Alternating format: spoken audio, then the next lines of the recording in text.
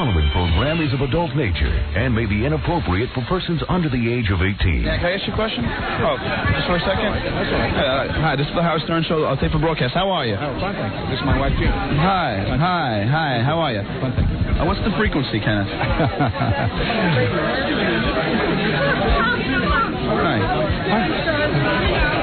I'm sorry, I didn't hear what you said. I'm sorry. Okay. You have a list of questions written down. Can I see them here? Yeah. What would you give to change places with Howard Stern? I don't know him. You know Howard Stern? No. He's like the king of New York. No. You don't know him? No. Oh my God. Who's your favorite judge? Judge? Yeah, judge. Favorite judge? No, judge. Favorite jug? I don't know. Usually I drink wild turkey or something. I don't know. You know. God bless you. Let me do this question. Let's stand. Sorry, thank you. Do you check after you're done wiping? I was like, all right. You know, we can have a sense of humor about it. You know, Thank you very much, Dan. Not a problem. Take care of yourself. Good luck to you. Take care. Good night. Good night. My mother used to take me to this theater with my sister, and we sat in the fourth balcony. We ate lemon drops, and we watched the Nutcracker Suite, the Christmas show. And I feel as though she's guided me in my life. To Merv Griffin and Mike Douglas, who made a show that I'd watch with my mother and my grandmother, and to my sister, who I love more than anything, I thank you all very much.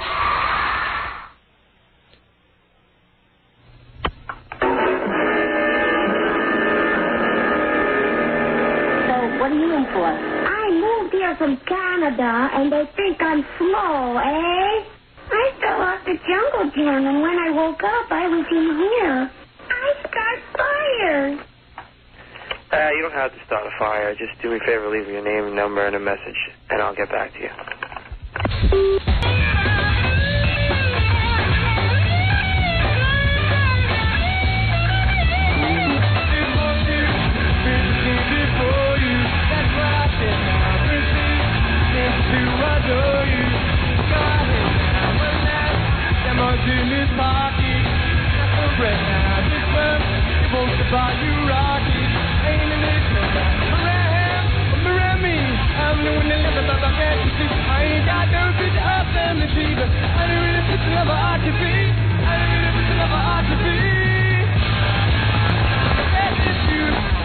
Call me baby, just go ahead now, and if you like to tell me baby, just go ahead now, and if you wanna buy me flowers, just go ahead now, and if you like to talk for hours, go ahead now, and if you want to call me baby, just go ahead now, and if you like to tell me baby, just go ahead now, and if you wanna buy me flowers, go ahead now, and if you talk for hours, if you want to call me baby, just go ahead. And if you'd like to tell me maybe, go ahead. That's what about the story. Go ahead. Go ahead now, baby. If you want to talk for hours, go ahead now. Go ahead now. Go ahead now, baby. Go ahead now. First on radio, first on television, and first in the hearts of his listening audience. Howard Stern is second to none. Humble, pious, just, humane, temperate, sincere, dignified, and yes, he wrote this. Howard Stern is none of these things. Never a more condescending egomaniac ever ruled the airwaves. But right now, New York needs this egomaniac like we never did before. Why is Howard Stern making the biggest sacrifice in running for office of governor? To put his radio, TV, and movie career in jeopardy while taking on the responsibility of running for the governorship? Well, we all have to make sacrifices. So, I am extending a challenge to all other supermodels out there to show their support for Howard Stern. And that means you, Christy, and Paulina, and Claudia, Elle, Cindy, and even you, Kate Moss. Help us make some history here. Time to change to Howard Stern. Thank you.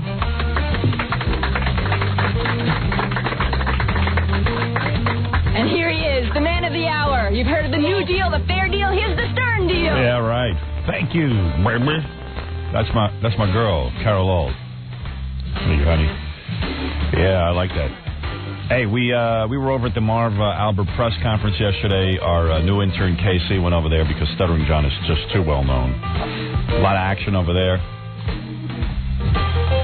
Phil Mushnick in the New York Post says that the Stuttering John stand-in, KC. They didn't know who he was. They never identified him. He says he didn't cut it, but I say he did cut it. Yes. We'll be the judge. Marty the Midget and Crackhead Bob coming in for the Mike Walker game, and Jodie Foster's brother, I think, is calling in or coming in or something. He wrote a book about Jodie, and I don't know, she don't like the book, but... He's coming in, Howard. Oh, he is coming in? Yeah. That's always funny to me when a brother writes about his sister against her will. If I was Jodie, I'd be pissed. If my sister wrote a book about me and I didn't know about it, I'd be pissed. Oh, yeah, why not? I'd be pissed. I got to be honest with the guy when he comes in here and tell him that. You're taking Jodie's side. I don't know. I don't know that I'm taking her side. What's she ever done for me? I was going to say, are you not going to ask him any questions? Is he going to berate him? No, I'll ask him questions. I want to know what went on. I want to know, is she or isn't she? That's it. And what's that blind item in the New York Post that there's a close friend of Eddie Murphy's who was picked up a year ago for worshiping men's feet? But the cops never released the name because they let everyone go when they busted everyone at some bar or something. You know about this? No. Yeah. Well, who knows? I'll tell you everything that's going on right after these words. I got plenty to ask you about and plenty to tell you. As we sit here and gather information together, don't go away. Information Central. Right. Here it is, baby. Infotainment. With the Howard Stern Show in a moment. Howard Stern. 97.1. The Eagle. Hello, this is James Taylor, singer, songwriter. So how does a guy like me end up on the Howard Stern Show? Did I lose a bet? Was I kidnapped? Who knows? Do opposites attract? What's going on?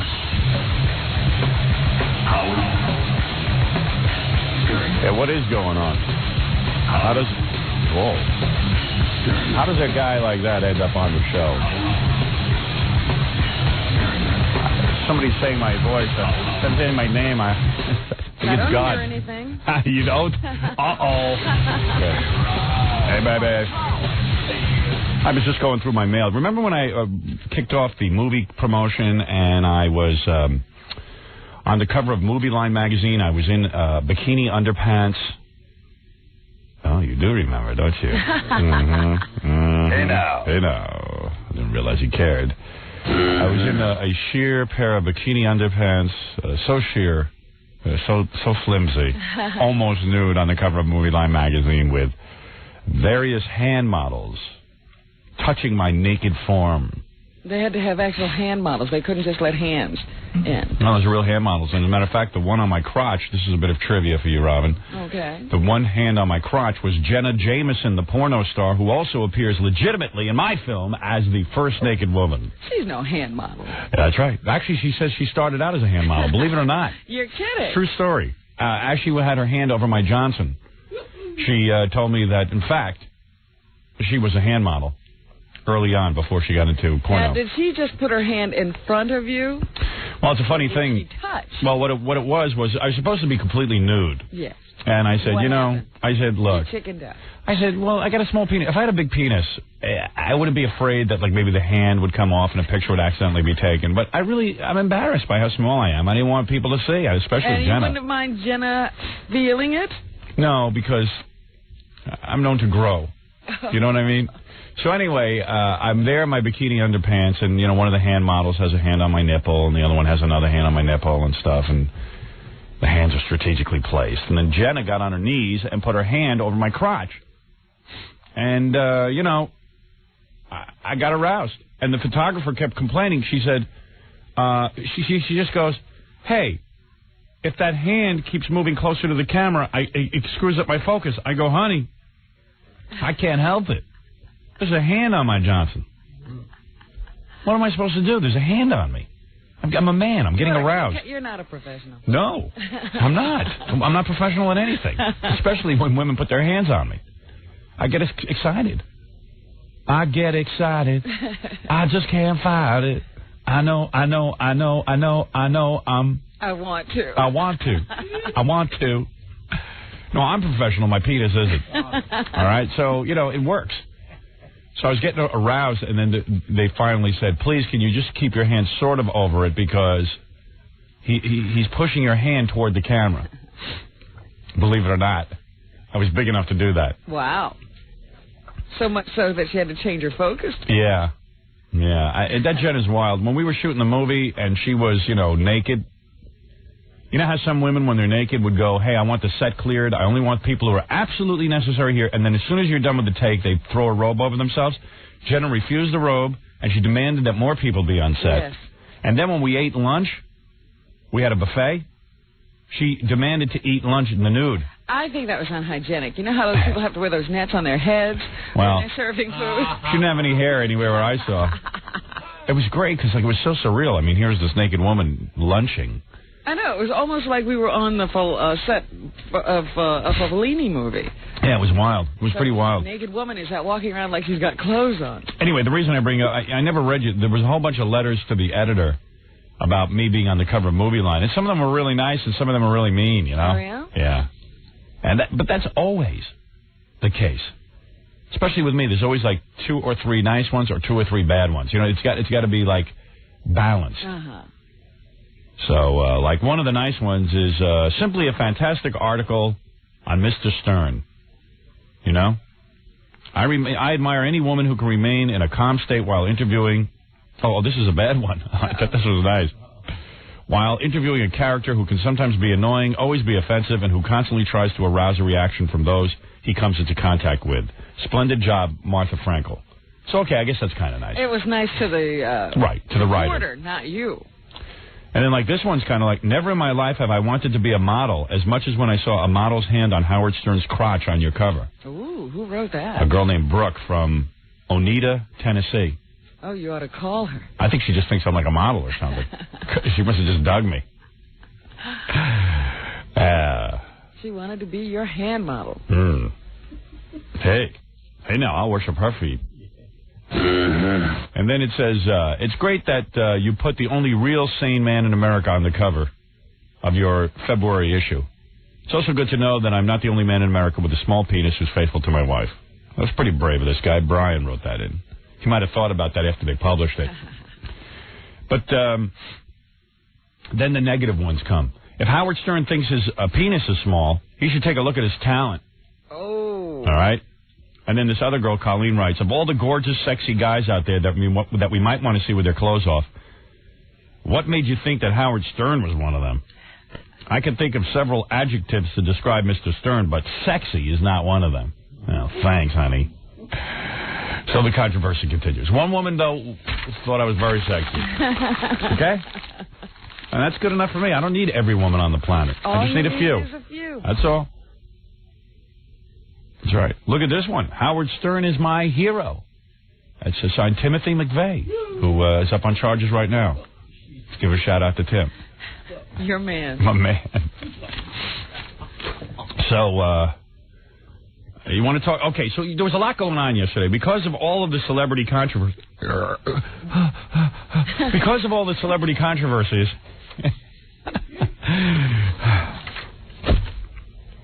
There were press conferences galore yesterday and things going on. Marv Albert held a press conference, which we had our reporter over there. We were going to send Stuttering John, but we, of course, realized that everybody knows Stuttering John, and he'll be immediately thrown out and we'll have no tape. You thought they would have thrown him out? Mm-hmm. So we sent over our new model intern. I told you that guy who... when do I get to see him? You're going to get to see him today because he's going to come in. All right. He's got... he's even got press photos of himself with his shirt off. Yeah, and great abs. Yeah. He's got great abs. Pretty feet, too. You looked at his feet. But he's a tough guy, too, because he was the head of his football team, the quarterback of his football team, and the captain. Also wrestling champ. Right. So the point is that this guy, even when they started hassling him at the Marv Albert press conference, he said, don't you touch my tape recorder, dude. And they did. And they did it, yeah. They just disrespect John. Yeah, he's a tough guy.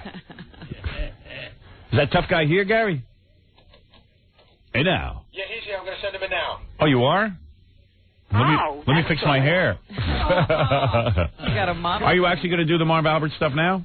It's up to you, but he's ready to go. Is it racked up? Yes, it is. I'm real too, sir. And what do you got, the whole press conference? The whole press conference and him yelling his questions and then this little altercation he had with other reporters. How long is the press conference? Minute 25. Oh, you mean that's all Marv spoke? Yeah. Oh, Just had a statement and he left. Hey, you know what? I don't even understand the statement. I'll tell you the truth. The thing I don't understand about it is Marv is denying all the allegations, but is he denying knowing the woman? He's saying everything about the story is untrue. See, that's what I asked you the other day. I said, Yeah. Does Marv Albert know this woman? Yeah, I just want that answer. But he wasn't answering any questions. So here's our new intern, KC. Look at KC. Oh, look at this guy. Hey, KC. Hey there. Oh, look at Robin with that Now, big that's smile. Beverly Hills 90210. There you go. Here's a little beefcake. KC, all right. What do you want to be, an actor or something, man? Sending around pictures of yourself with your shirt off. And the only reason you got the internship was Kathy Tobin saw the pictures of him with his shirt off and said, I got to have Yeah, this. didn't even interview him. Yeah, did you get an interview even? Yes. Oh, you did. You did. Is that picture accurate? I mean, you actually have washboard abs like that, or did you have those airbrushed? Like so many fakes do. It was actually an airbrush. Oh, it was an airbrush. It was really? No, it's a fake. Is it really? No, it's real. I mean, is it? Yeah. Just give me a straight answer. Don't be a comedian. Okay. All right, don't try to be me. Because we'll rip your shirt off right here. Yeah, Robin will examine you. Tom told me there was no nudity allowed in here, so. Yeah, that's true. We've had enough nudity. Our last intern was naked, and unfortunately, he didn't have washboard abs. You had nothing. All right, what is it, Baba Booey? You know, he goes to school down in Kentucky, and what was it, the Fox affiliate? He appeared on some, like, local soap opera. Oh, is that right? Robin, is he as good looking as his picture? I don't remember his pictures. The pictures I showed you the other day with the washboard abs. That. Oh, you don't remember? But I don't remember. Is he a good-looking guy? He's cute. He is a cute guy? Yeah. Cuter than the other intern you liked? Oh, well. Uh-oh. That was love. Who was the other one that she liked? The one that left yesterday, the long blonde hair. She liked that the guy? one who looks like he's in Hanson. The young kid. He looked like he was 15. Yeah, I know who you're talking You like young, hairless boys, don't you? I know you're saying. Stop it. Nothing wrong with it. Cute. I like young, hairless girls. This is good. You know, anybody hear that band Hanson? It's like a 17. First of all, They're not even 17, are they? hey, the lead singer's 14. They're 15 and 12, and I think one of them is as young as 11 or something. Well, the lead singer, I think, is 12. And I swear to God, this is a true story. I turned on MTV, and, like, you know, that song that goes, she, bop, beep, bop, beep, beep, but I don't even know how it goes. It's like a real, bop. Yeah, it's a fag song. Yeah. I mean, it's really, it's so gay. It's so gay. Like, if I was caught in my car singing, bop, ba-loo, bop, I'd be really embarrassed. All right? I'd be more embarrassed than Frank Gifford in a hotel room. So I turned on MTV about a week, two, I don't know, when the song first came out, and I thought that, you know, I was like, wow, that's a really hot chick. That's what I thought. Yeah, and I'm like, wow, she's kind of cute, but she's young, you know, but she's cute.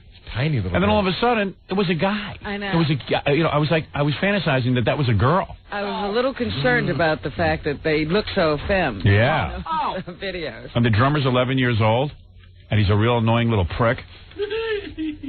I saw him interviewed on MTV, and he's just an annoying little... He's even annoying in the video. He's, like, running around and like the Monkees, you know? Right.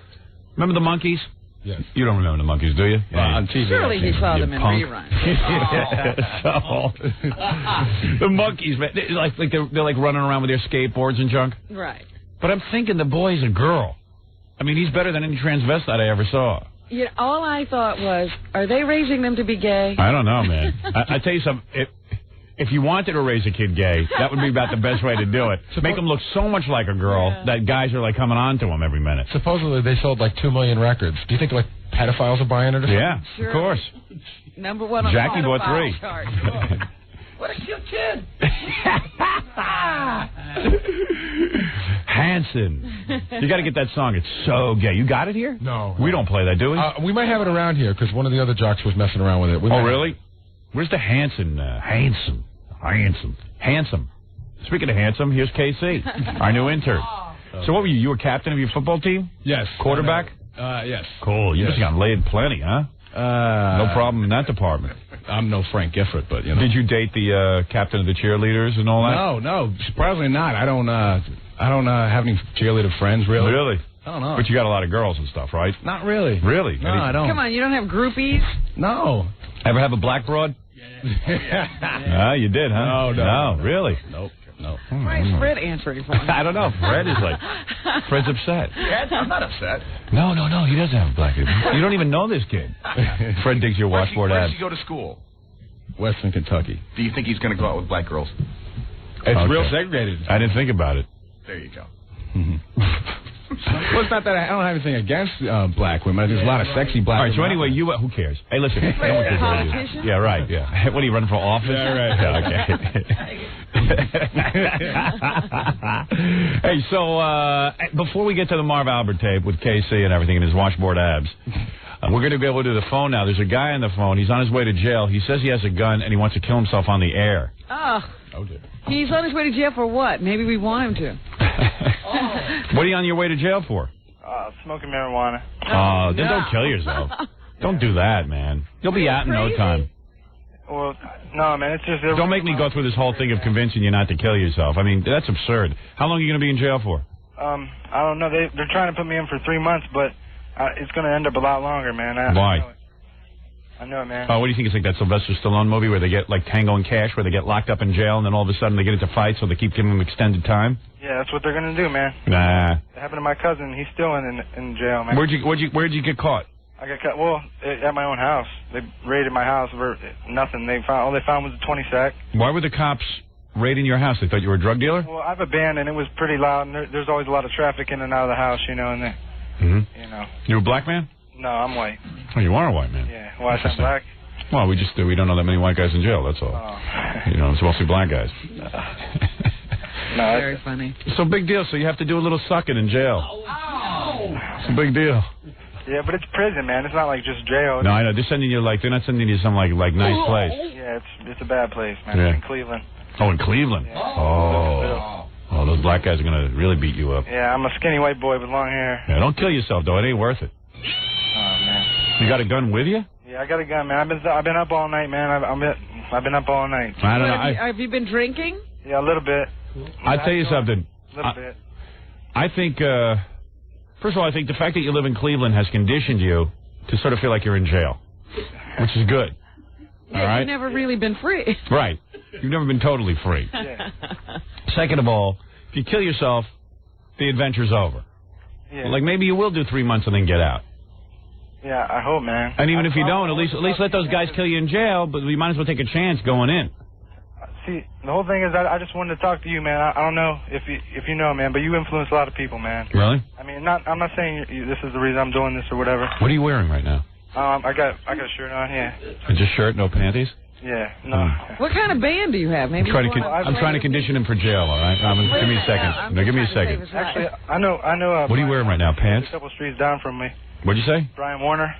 What did you say? Brian Warner from Marilyn Manson. He lived a couple streets down from me, and That'll help you. we were sort of like rival bands or whatever back in the day, but... I guess he won. Yeah. But see... What are you wearing right now? Badness sells better than goodness, and we're like a spiritual band, you know? Yeah, well, dude, don't kill yourself, all right? All right, thanks. All right, man. Yeah, okay. He ain't killing himself. That's a drag, man. Going to... Spiritual band. Yeah, who needs that? Just rock out, dude. What's a spiritual band? What kind of a spiritual band? I don't know. You can cut him off. I don't... You know what? He was annoying the hell out of me. First of all, he didn't really want to kill himself. Second of all, he's got to be up to worse than just, like, playing loud music. The cops came in and found, a few joints? Him. Someone tells me they found pounds of He said drugs. a 20-something. What was that? A 20? I don't know. I don't know. He's talking prison talk already. Anyway, we got the Marv Albert press conference. Then we were over with Kathy Lee. Kathy was in Philadelphia last night trying to get some sort of award or something. And then she showed up and just started singing. And then we sent some guys over from YSP, and they almost got arrested. Ooh. Yeah, it was pretty wild. Lots of goings on. Hello, Fran? Yeah. Yeah, this is Fran. He got a female name. I blame my parents, man. Right. That's a weird thing, Fran. I mean, it's Fran. It's not Francis or... Francine? Francis, but nobody calls me that. Francis. Yeah. I haven't really... That's a Fran name. Oh, thanks. It's too early in the morning. Tell Robin your middle name. His middle name is Dorothy. Fran Dorothy. Hey, Fran. Yeah. So you went down and you tried to interview Kathy Lee, and you almost got arrested. Yes, I did. How'd that happen? Okay, I went down to the hotel, they were having a banquet for some college. They were burning their mortgage. And Right. at the same time, they were awarding Kathy Lee's father for a Family Values Award. Kathy Lee's father? Yes. You mean the Jew who denies his Jewishness? I wouldn't know. I'm Catholic. Oh. Okay. Yeah, but he never cheated on his wife. I suppose he could get a Family Values Award. Well, I guess they were going to give it to Gifford, but it's kind of hard now. Did you notice in the papers there's been a subtle, the newspapers has been a subtle change about Kathy Lee? They say she signed a new contract, but she didn't get any more money. Like we should like her now. Right. She didn't take any more money. What she wanted was time off so she could spend more time with her children. Yes, I noticed that on Entertainment Tonight last Yeah, night. they don't say with her husband and children. Originally it was family. Yeah. Now it's her children. Someone tells me it's with her husband so she can keep an eye on him. Oh, boy. Poor bastard. Follow him around. He's never going to be able to cheat again now. He's going to have to dump her. Yeah. He should dump her. How's he going to cheat? The hell wants to be locked in a room with her the rest of their lives. Some good Christian woman. And having to apologize all the time.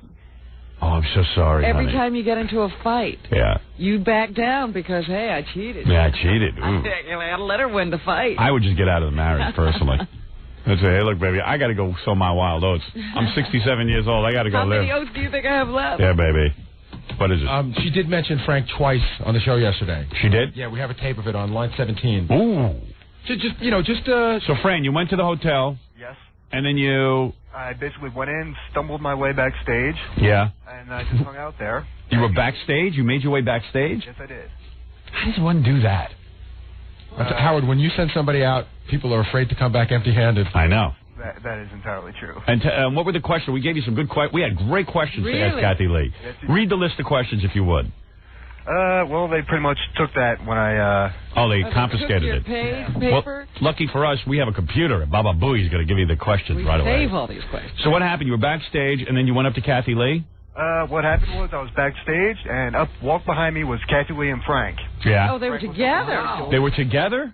They were together, yes. Hey now. Hey now. That's a home run. Home run. Hey now. Who would have guessed that is right? Jeez. They were together. Trotting him out, huh? Hey, maybe she knew the whole time he was just fooling around. you know what? Maybe she is a good girl. I thought she did. Maybe she's kinky. I thought she must. Well, he did look really guilty, so. Did he? Yeah. Did he have his arm around her? No, I didn't. Here's the list of questions we had for them. In the long run, will this incident help or hurt your marriage? Are you and Frank sharing a bed? Are the kids aware something is amiss in your household? Are you and Frank speaking civilly to each other? Would you rather be married to Frank Gifford or Marv Albert? Are you and Frank embracing, kissing, or having sexual relations? Do you think this is the only time Frank has fooled around on you? You didn't put in a rubber question? Hold on. Does Frank ever accidentally yell Susan when he's having an orgasm? Oh. Will you be using the services of Dominic Barbara? Which is worse, finding out your clothes were made by 6-year-old children or having your husband caught on videotape? Are you on any medication? Will you be taking any more Carnival cruises with Frank? Why is it that Frank never wore a rubber, and do you care? Who is going to explain this mess to Cody and Cassidy? And what would you say to that ex-stewardess, Susan Johnson, if you saw her right now? How's that for a list of questions? Hey now. And of course, we're going to get a sit-down interview. yeah, well, of course, we go through a writing exercise before these little jaunts, and we never get anything. Of course. Oh. So, okay, so you had your questions, you were backstage, you see Frank and Kathy Lee, you walk up to them, and what happens next? Well, I walk up to him, and I tell Kathy, if there's anything you need, a glass of water or anything, just let me know. And I basically let the whole show go on because they had a whole setup there. She was going to sing, and I knew you wanted to get some tape of her singing. Right. I tried to get that. She did a couple of songs, Going to the Chapel, Breaking Up is Hard to Do. No, she didn't. Get out of here. That's Why the Lady is a Tramp. That's why the GIF is a tramp. Say what? That's why the GIF is a tramp. Yeah. So you got those on tape? I had a little bit of each, yeah, but I didn't get the tape. Oh, they got the tape. Well, what happened? You taped everything. Everything was going cool. Everything was going cool, and she was walking off stage, and I went for the gusto. I said, she saw me when she was walking out, and she said, thanks for all your help. I said, well, thank you, and if you have a chance, would you mind answering a question for CBS Radio? And I was snagged. Wow. That's all you said. Hey, in this country, you can't confiscate somebody's tape. Well, they gave me the option. I could throw it out. Oh, they gave you an option like it's their option to give. Well, I wasn't going to jail for it, Howard. I'm sorry. You should have gone to jail, dude. Sorry, dude. First Amendment, man. You could have been the next, what's that guy from Hustler? Oh, Larry Flint. Larry Flint. I don't want to be like Larry Flint. I like these guys, these $4 an hour rent-a-cops who sit and start telling you the law. Yeah. Well, you have to either give us that tape or... Hey, dude, I don't have to give you any goddamn tape. They call the real cops. Yeah, and what are the real cops going to do to you? You didn't break any law. Oh, apparently they said I was trespassing. No, you weren't. That's a public thing, man. No, it wasn't. Who let you in? I just stumbled in. Well, hey, man, tell them to lock the door the next time they're going to have something private. Oh, don't pussy out on me. All right, I got to go. Okay, man. Jail for you. You should have gone to jail. Goodbye. Okay, bye. Get my tape back. It's All right, my I'll tape. go dig into the trash and get it. All right. What, did Hey, he throw it away himself? who knows? He should have been smart enough to throw it away and then put Right. it someplace he could retrieve it. Thank you. Jeez. This guy's no Dan Rather. And Ronnie. Hey, how's it going, Howard? Hey, man, you got the Kathy. Oh, this is Big Black. Yeah, it's your buddy. How's it going, man? Big Black. We got his picture hanging up here in the studio. His Still there? publicity photo. James Taylor said, "Who is that guy?" Everybody says that. We got a picture of Big Black hanging up in our studio. Big Black sent me he decided to become an actor, and he sent me a press photo. Got any work yet? The goddamn ugliest press photo you ever saw of a black man. Or a white man, for that matter. Does he look like anybody you've ever seen in a movie or on a TV show? No. I'm the new thing. I'm the 90s kind of actor, you know. Yeah. But how come I never see myself on the E! show anymore? That bad mustache.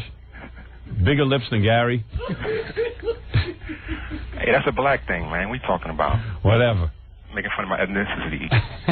Did you put on eye makeup in that photograph? It looks like he's crying. Yeah. Eye makeup? No. Looks like I have eye makeup on?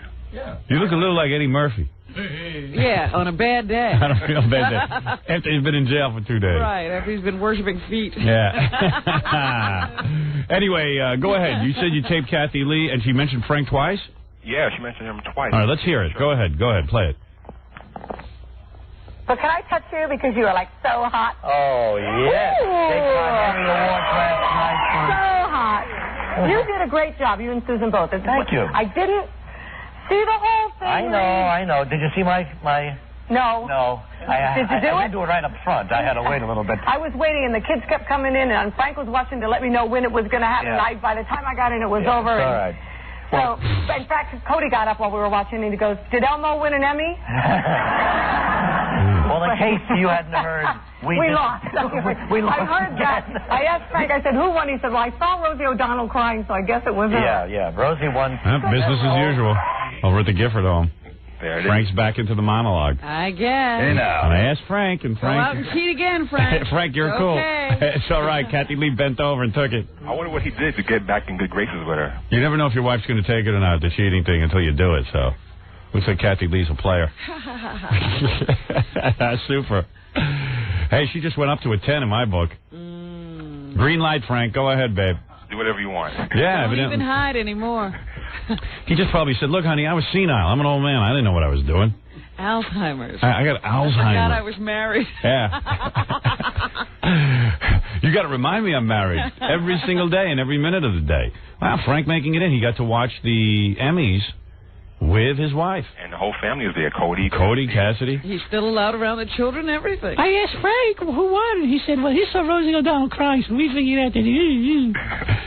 Dumb bitch. Stupid bitch. Guy just got caught in a hotel room with a woman and just Where was Susan? Was she watching it with them? Hello, Giff. I hear it's okay. Let's go back to the hotel. Might as well have her over to the house. Yeah. I bet she couldn't wait until she had to mention Frank's name again on the show. Yeah, right. It was killing her to just be silent. Because what else is she going to do? I mean, that's her whole act. So she's just got to go back to it. Imagine, like, mentioning Frank and everything, but completely skipping all the events leading up to the end. Right, yeah. What did you talk about on the weekend? For a full goddamn weekend, what happened? I know. All of a sudden now she mentions the Emmys. That's the first thing she mentions, right? Yeah. After the whole week of turmoil. All right. Thanks, Big Black. Hey, one other thing. Yeah. I wanted to give a little plug to BigBlack.com. I got the picture of you and Kathy Lee, that page that both of you signed. BigBlack.com? Yeah, BigBlack.com. I got a picture. You set up a web page? Yeah. It's got your picture? Did you have your publicity photo? I got it altered on the main page, and I have another straight. Why is it altered? Just to make it a little artsy, you know. Okay, you piqued my curiosity. I now have to, during the commercial, I have to go. You got to go to bigblack.com. Yeah. But I got a page, one of your private parts books, I had you autograph it, and then I went up to Kathy Lee and had her sign it. Yeah. And I have that page digitized on my website. Oh, that is on bigblack.com? Yeah. All right, well, is there anything else going on at bigblack.com, like games and things? No games, but I have a lot of pictures. I got pictures from the private parts premiere. I got some pictures of Prince meeting Muhammad Ali. I got some other stuff there. Well, there you go. Everyone's got a webpage, Robin. Bigblack.com. You got to get a webpage. Yeah. And do you sell advertising on there? Not yet. It's not really that publicized yet, you know.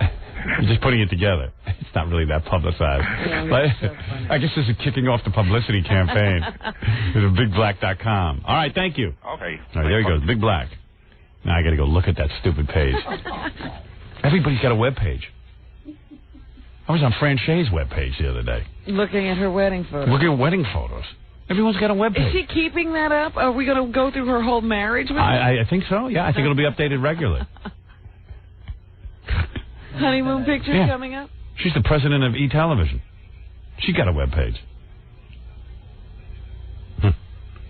All right, now I got to stop the show and go look at bigblack.com. Okay? We'll get back with Casey. He's going to play us his tape of Marv Albert. The Marv Albert conference. Yeah, it's going to be pretty wild. We'll be back right after this. You're listening to the Howard Stern Show. More in a moment. 97.1 The Eagle. You're listening to a man who is able to take a joke as long as it's not about him. From Harlem to Hong Kong and across the China Sea, they fear the name, the fame, and the fury of Howard Stern. Damn right. It's the Howard Stern Show.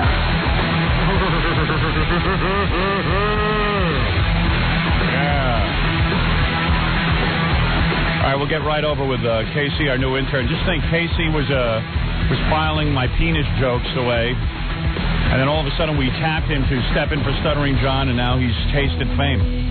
It was just the luck of the draw, Casey. You were the intern on duty yesterday, and now you are a big star. Isn't that true? It's good. Now your microphone's off. Now you're not a big star. Casey, of course, one of our new interns. He's a quarterback. Evidently, he was involved in not only the Marv Albert press conference, but then he started yelling out questions a la Stuttering John. And so, but what happened? So I heard some like other reporters came up here and tried to take away your tape. Yeah, I mean, this guy in back of me was trying to rip the cord out. I was sitting with all the reporters. So it was another reporter. I think so. Yeah. Yeah. Yeah, and he was sitting right in back of me, and he started pulling on a thing. What do you think of that, Robin? Reporters should know better than that. Yeah. Don't mess with a reporter's equipment. Hey, yeah. So, anyway, so what happened? A gorilla said you should have slugged him, but you said you're not allowed to slug anyone. Isn't that true? Well, I didn't feel I should get in a fight over something like that. You know. Right. I'm a nice guy. Oh, I thought you were in some kind of trouble or something. No. Legally, you're not allowed to slug anyone. No. I thought maybe you'd been up on some charges. No, definitely not. Definitely not. Those hands aren't weapons registered with the police department? Hey, by the way, we are under siege as usual. There's so many different things that go on around this show, and you know what? Most of the days I don't even get to tell you what's going on. But just for example, here's just 4 random letters I pulled out of a pile of letters that I carry around with me to read on the show. And this first one is from a guy in the Coast Guard. The Coast Guard doesn't want the show heard in the workplace. Please advise all Fed employees that if any individual complains of being offended by any publication, radio, or TV program that is within the view or earshot of the workspace, and then they go on to say, Howard Stern and some daytime talk shows come to mind. You are not allowed to play these shows in the workplace. So we have been banned by the United States Coast Guard. Well, you know, they're absolutely right. People are charging sexual harassment against other co-workers if those co-workers are listening to this program. Which is amazing to me. That's absurd. Sexual harassment there. You know what sexual harassment is? When your boss takes you into a room and starts to use his hands down your pants. That's the sexual harassment. And you feel that you have to submit because you could lose your job. Right. Here in another letter, Robin, the Marriott Hotel in Cleveland has banned our show from being played in the health club. Police. Now, where is this? This is the Marriott in Cleveland. Wow. In fact, here's a guy who says, I was listening to your show in there, and they made me turn it off. He says, here's the topics you were discussing. One topic you were doing was you were berating Tom, your boss. You gave Gorilla an intelligence test. And then you asked Robin about when she was riding Blaze in some horse show or something. Mm-hmm. These were not offensive topics. Therefore, people were not objecting to the specific content of the show. They were objecting to you in general. So he said, I don't see why any of these topics were so offensive. You were allowed to watch all these other shows and listen to shows. So the guy wrote an angry letter to the Cleveland Marriott downtown at Key Center and actually wrote them and said, hey, man, what's the story? I want to listen to Howard Stern when I'm at your hotel. Did they return a letter? Yeah, they did. They said, hey, look, dude, we appreciate your patronage and all that kind of stuff. And then recent records indicate that you've spent over 80 nights with us. 80 nights. And the guy, the owner of the Marriott, or the president, says, hey, man, as a former traveler myself, he really kisses this guy's ass good. He really lathers it up. He says, I can appreciate the inconveniences of being away from home.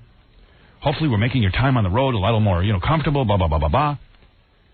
The issue with playing the Howard Stern Show loudly in the fitness center during your morning workout presents me with a dilemma. You are obviously one of the best customers, but I'm receiving comments from other guests who would rather watch the morning news and then listen to the radio during their morning routines. So, I suggest you get a set of earplugs. Yeah. I just like that we're banned from the health club in the Marriott in Cleveland. And then there's a group of nuns in Detroit trying to get us thrown off the air. You can't forget we're on in Detroit now.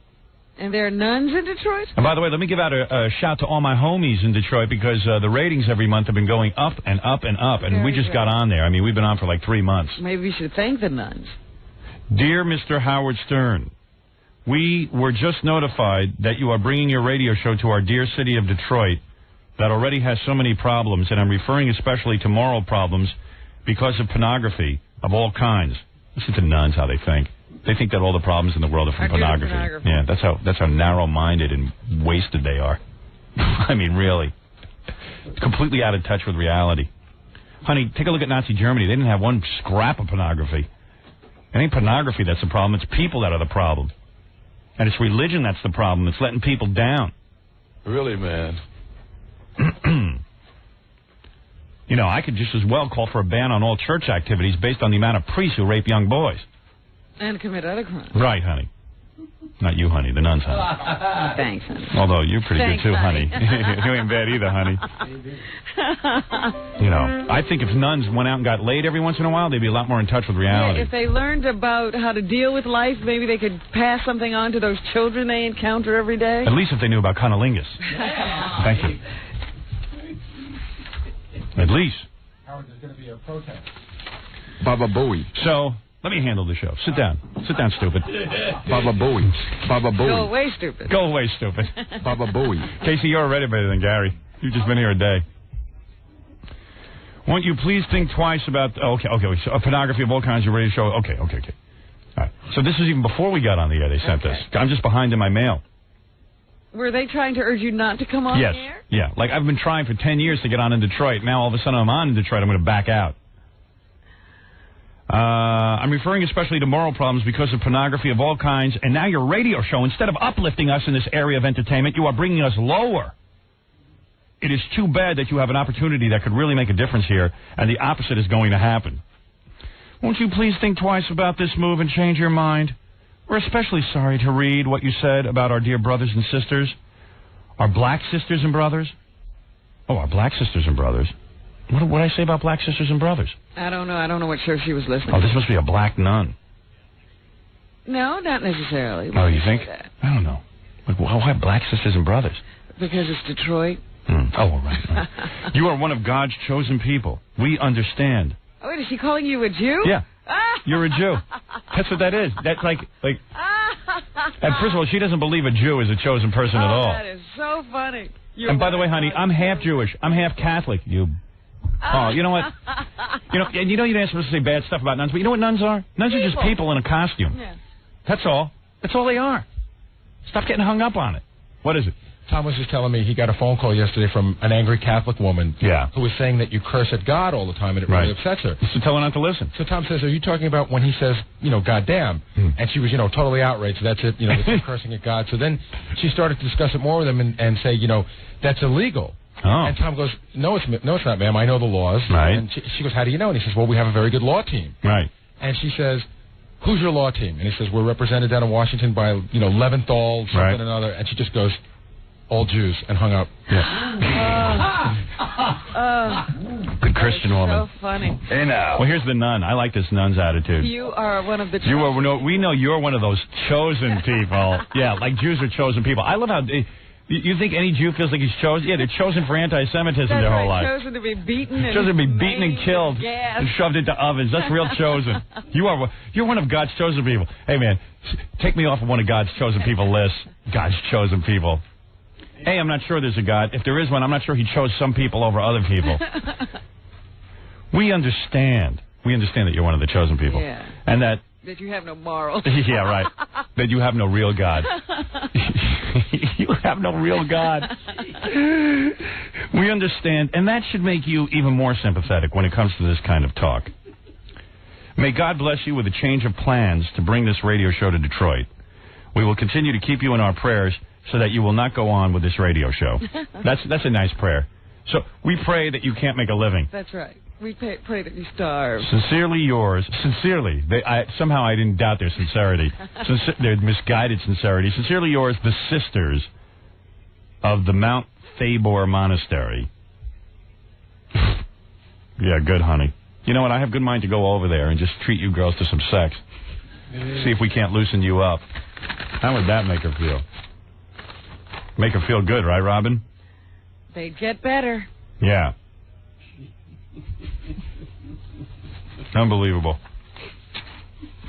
And finally, on the war front, here's one of our listeners. Her son, a 14-year-old son, was reading my book, Private Parts. Yeah. And she says he goes to Catholic school. He brought the book Private Parts to Catholic grammar school to read during his free time. The book and he were sent to the principal's office. They did not confiscate the book, but the cover. The teacher and the principal had not read the book and did not take the book because of that. They questioned him as to whether his parents knew that he had a book with a pornographic cover on it. You're talking about Miss America right there that I'm looking at? Private Parts. Private Parts? Where I have my shirt off. Oh, dear. The one where I have my shirt off. With the Empire or the Chrysler Building in front of you? No, that's from the movie. I'm talking about the book Private Parts. The regular book. The regular book Private Parts where I posed with my shirt off. That's all. And there's two... There's no women. There's nothing. Oh. But there's bands. There's a band across me. You see my knees down to my feet, and you see me with my shirt off. Yeah. I admit it's not pretty, but... It's not pornographic. It's not pornographic. I'm not Mr. Rabs over there. But, okay. What's the deal? And my son received punishment by the school because of this. What kind of punishment? We're looking into our options. I don't know. Something tells me it involved pulling down pants and spanking. I wonder what occurred. I naturally was not pleased with the school's actions and let them know about it in no uncertain terms.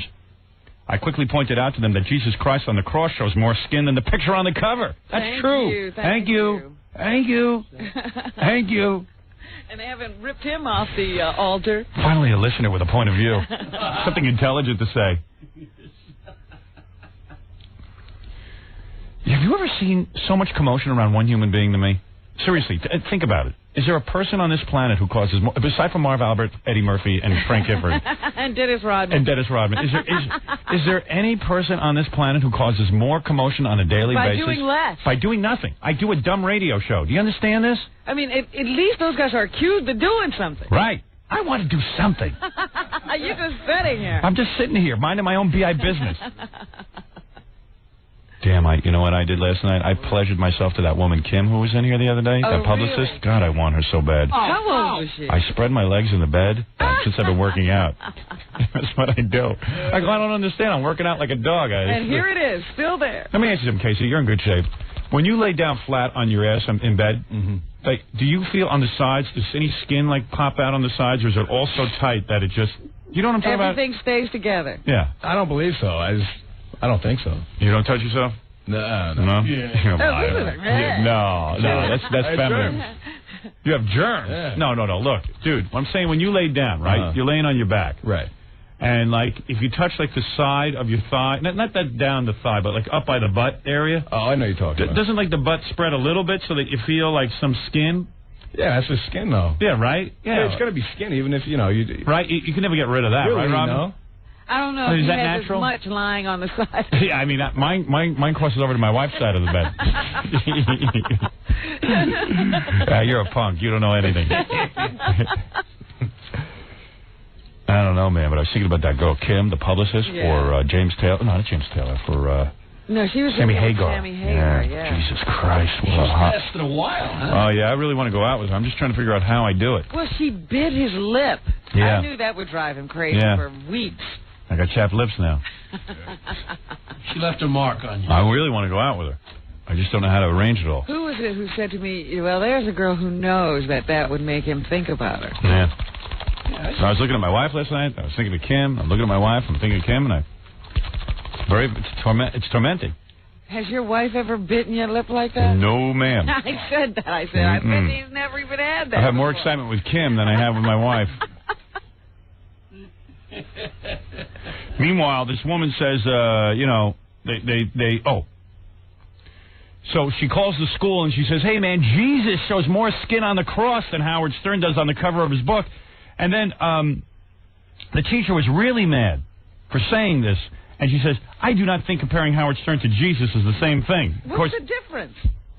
I politely told her I was not comparing Jesus to Howard, just the picture. Of course, she didn't see it that way because she's probably dumb. Right. I mean, they're fixated on something there. I thought my husband wouldn't even back me up on this because he's not a fan like me. And I've been a fan since 1982. And she says, well, she's now in northern Indiana.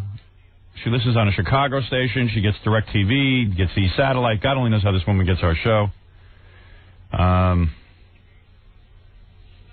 She says even her husband agrees that this isn't even censorship. This is like Howard Stern bashing. Yeah.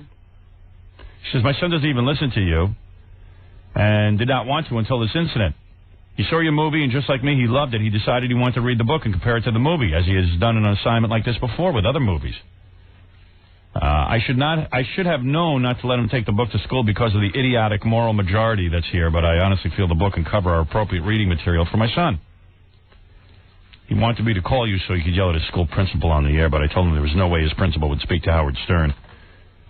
So I don't know, man. That's pretty weird. That's just going on. That's just a typical day. So much controversy. So much controversy. Everywhere you turn. Yes. Yes. One cannot believe it. It's mind-blowing. We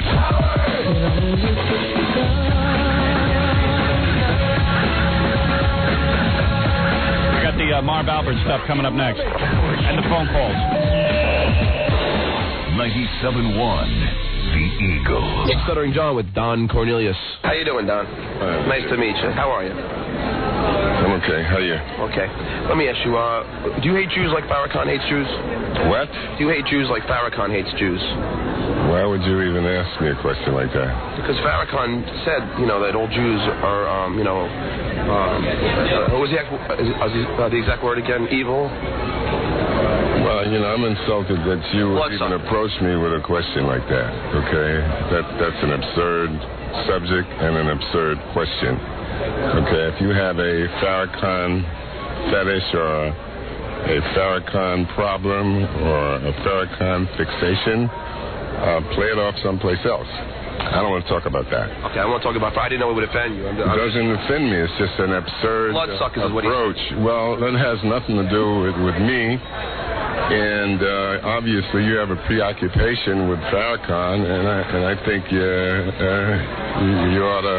Well, I was at the Million Man March. Yeah, well, I support the Million Man March. I was there, man. Okay. So, I was just a little offended by some of the... All right, what's your next question? Well, why don't you get your soapbox, man? Okay. Are you a news guy? Yeah. Are you a Farrakhan campaigner? I'm not a Farrakhan campaigner, but you know what? Let's don't talk about Farrakhan anymore. You brought it up. No, it doesn't seem like you want to talk about it, so I don't want to talk about anything that you want to talk about. Why would I want to talk about Farrakhan? No, I don't think you do. You think all black guys have a... Well, one of the do you think all black guys have an opinion or some kind of food to feed you about Farrakhan? Well, only because that's a very racist way to approach a guy that's here because I got 25 years in television. No, you walk up to me and ask me a dumbass Farrakhan question. No, only because Don. Okay, why don't you back off and let a reporter talk to me? Okay? Don, I don't understand. Jesus. Away from me. No, that's not racist, Don. You're being racist. Racist. No, you're being racist. That's not a racist question. Back off, man. It's not a racist. No, I'm not. No, I'm not. That's not a racist question, Don. That's not a racist question. You want Farrakhan, you know where to find him. I just asked you about Farrakhan. Why can't you answer that? Jesus. Back off. Peace, love, and soul. Yeah. From your friends at the Howard Stern Show.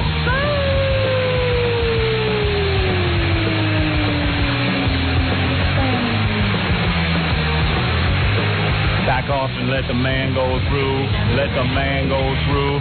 Back off and let the man go through. The Soul Train. Yeah. I love that. I love that piece of tape. Ooh, I mean, he just gets overheated. You can hear him revving himself. I love it. Give me some of that wacky Jackie music. Jackie Penthouse, Joe Page, Martling, Friday night, June 13th, Town Hall. Be there or be square on 43rd Street in Manhattan. For information and filthy jokes, visit JackieJokeman.com. Sergeant Pecker and the Joke Man reach 78 wild minutes, only $12 plus $4 shipping and handling. CD or cassette, buy two, get one free. Call 1-800-323-KING. I love that. We got Casey, our new intern here. He's was out on the town with Marv Albert last night. I got the phone calls going. Let me do KC here because he's been waiting a long time. KC sent us a picture of himself with his shirt off. His model car, yeah. I guess. This kid's got some kick-ass body. Even I got to admit. And I ain't no fake. Although I got to tell you, it's pretty impressive, man. That's pretty good shape you're in. Thank you. You're an athlete, yeah. This kid, he's like a quarterback or something? Quarterback, wrestler. Yeah, I've done all that. Just never got the abs. Done all that. I've wrestled, but I wrestled kids who wanted to kill me. It wasn't a sport. All right, look, so we sent Casey. Casey was busy filing papers here. We just hired him as an intern, you know what I mean? It's a summer job or whatever. And all of a sudden you heard about the Marv Albert conference? Yeah, well, Stunner and John couldn't do it because he's too well known, so we just needed somebody, and we tapped Casey. Casey handled it like a pro. Now, were you afraid when you got this assignment? This is tough work. Actually, it was a mixture of being real excited and being nervous at the same time. Yeah. But it was just a great opportunity. And you know what's amazing, Casey? That's how I feel every day about the show. A little excited, a little nervous, because I know something can happen. All right, I believe this is Marv Albert. I just want to hear what his statement was anyway, because Marv says in the paper today, these allegations are untrue, and I'm wondering... Totally false. Yeah, what allegation? I mean, what, you didn't know... Did you know the woman or not? I mean, I kind of didn't buy the story when I first heard it. Now they're coming up with all kinds of wacky stuff about this woman who's accusing him. He's apparently very busy. Yeah, but... So he looks like he's going to come out of this thing all right, because her credibility is sinking every day. But my question has always been, does he know this woman? Yeah, and we didn't seem to get many answers, did we? What's that? That isn't the press conference. Oh, man, I don't know what that is. Oh, I know what that is. That's my song I'm going to be singing later in the show. I thought the studio was haunted for us. I'm going to be singing a song about Eddie Murphy, Giff. That's Abraham, Martin, and John. Yeah. Anyone here seen Eddie Murphy, Frank Gifford, and Marv Albert? Can you tell me where they've gone? I'll be singing that later in the 8 o'clock hour. All right. Also, Mike Walker game today with Crackhead Bob and Marty the Midget, who's starring in Wizard of Oz with Roseanne. Oh, Marty. Yeah. Also, Buddy Foster's coming in. He wrote a book about his sister, Jody. She can't stand him now. This family, the Buddy and Jody, and everybody had to have an E in their name? Yeah, Jody, Buddy. It's a kind of family. Didn't they expect these children to grow up? Yep. Thank you, John.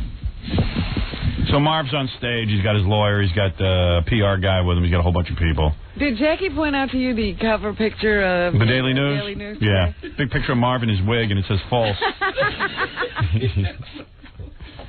In light of the...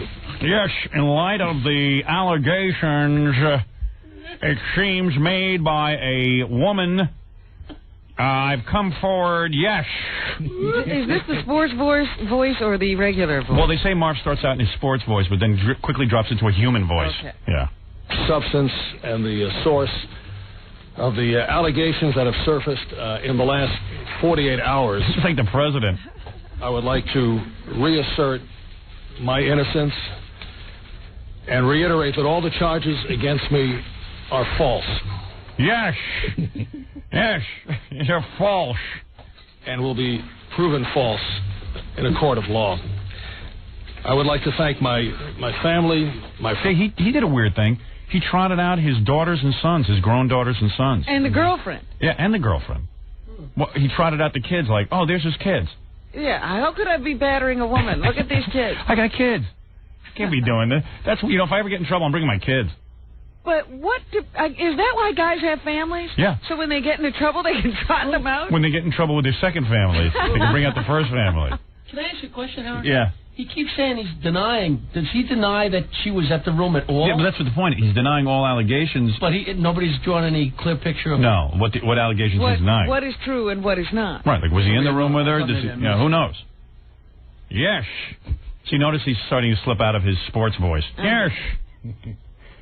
Friends, my NBC and MSG Network colleagues for all their support and make it very... Yeah, some support. NBC was ready to kick your ass out the door until everyone started screaming that, hey, why don't you give the guy a break? Right. NBC was having meetings to ditch you.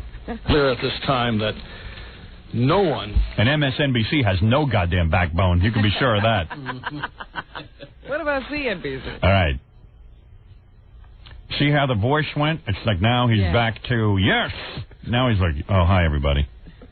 He's like Popeye. The spinach is wearing off. He's turning into regular Marv. His powers are draining. His powers are draining out. He's a jolt of spinach. Hey, Marv, hand me the can, will you? Neither police nor prosecutors... Police. There's a human being on this planet who goes, police. Yes. Ever approach me or my representatives at any time before these allegations were made public this past Tuesday. How would they know you had representatives? Yeah. We know Howard Rubenstein should be contacted by the police. Come on, Marv, get with it. When somebody makes allegations, they don't have to contact the person who perpetrated the supposed incident. But they do say that most times grand juries question the alleged perpetrator. Maybe they were afraid they'd get bitten. Nor was I heard from by the grand jury that indicted me. Had I spoken to the grand jurors, I would have told them what I'm telling you now, and that is I am innocent. But regardless of how strongly I feel about my innocence and the lack of due process, I simply cannot discuss the allegations at this time. However, I will continue my work with the NBA, NBC Sports, and MSG Network while I establish my innocence in a public courtroom. Hey, Marv, you wear your hair to bed? And I'm sorry, unfortunately, Now, there's KC. I butchered the first question. No, you didn't do bad there. That's okay. That's the nerve. It's nervous time there. Do you wear your hair to bed?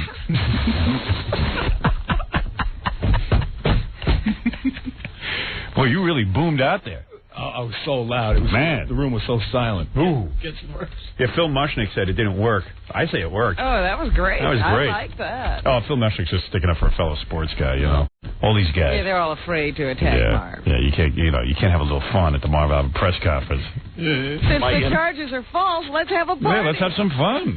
No need to worry. Since in a public courtroom. Hey, Marv, you wear your hair to bed? And I'm sorry, unfortunately, I can't answer any questions. Is biting foreplay? Is biting foreplay? Nice. Ooh. If you're hungry, why don't you order room service? Gary Trainer, and I'm one of Marv's counselors. And they threw you out? To the procedures. No, actually, they let me sit there, and I was just sitting there with all these people like snapping photos. How'd you feel? They started snapping photos of you? Yeah, the press conference turned to me.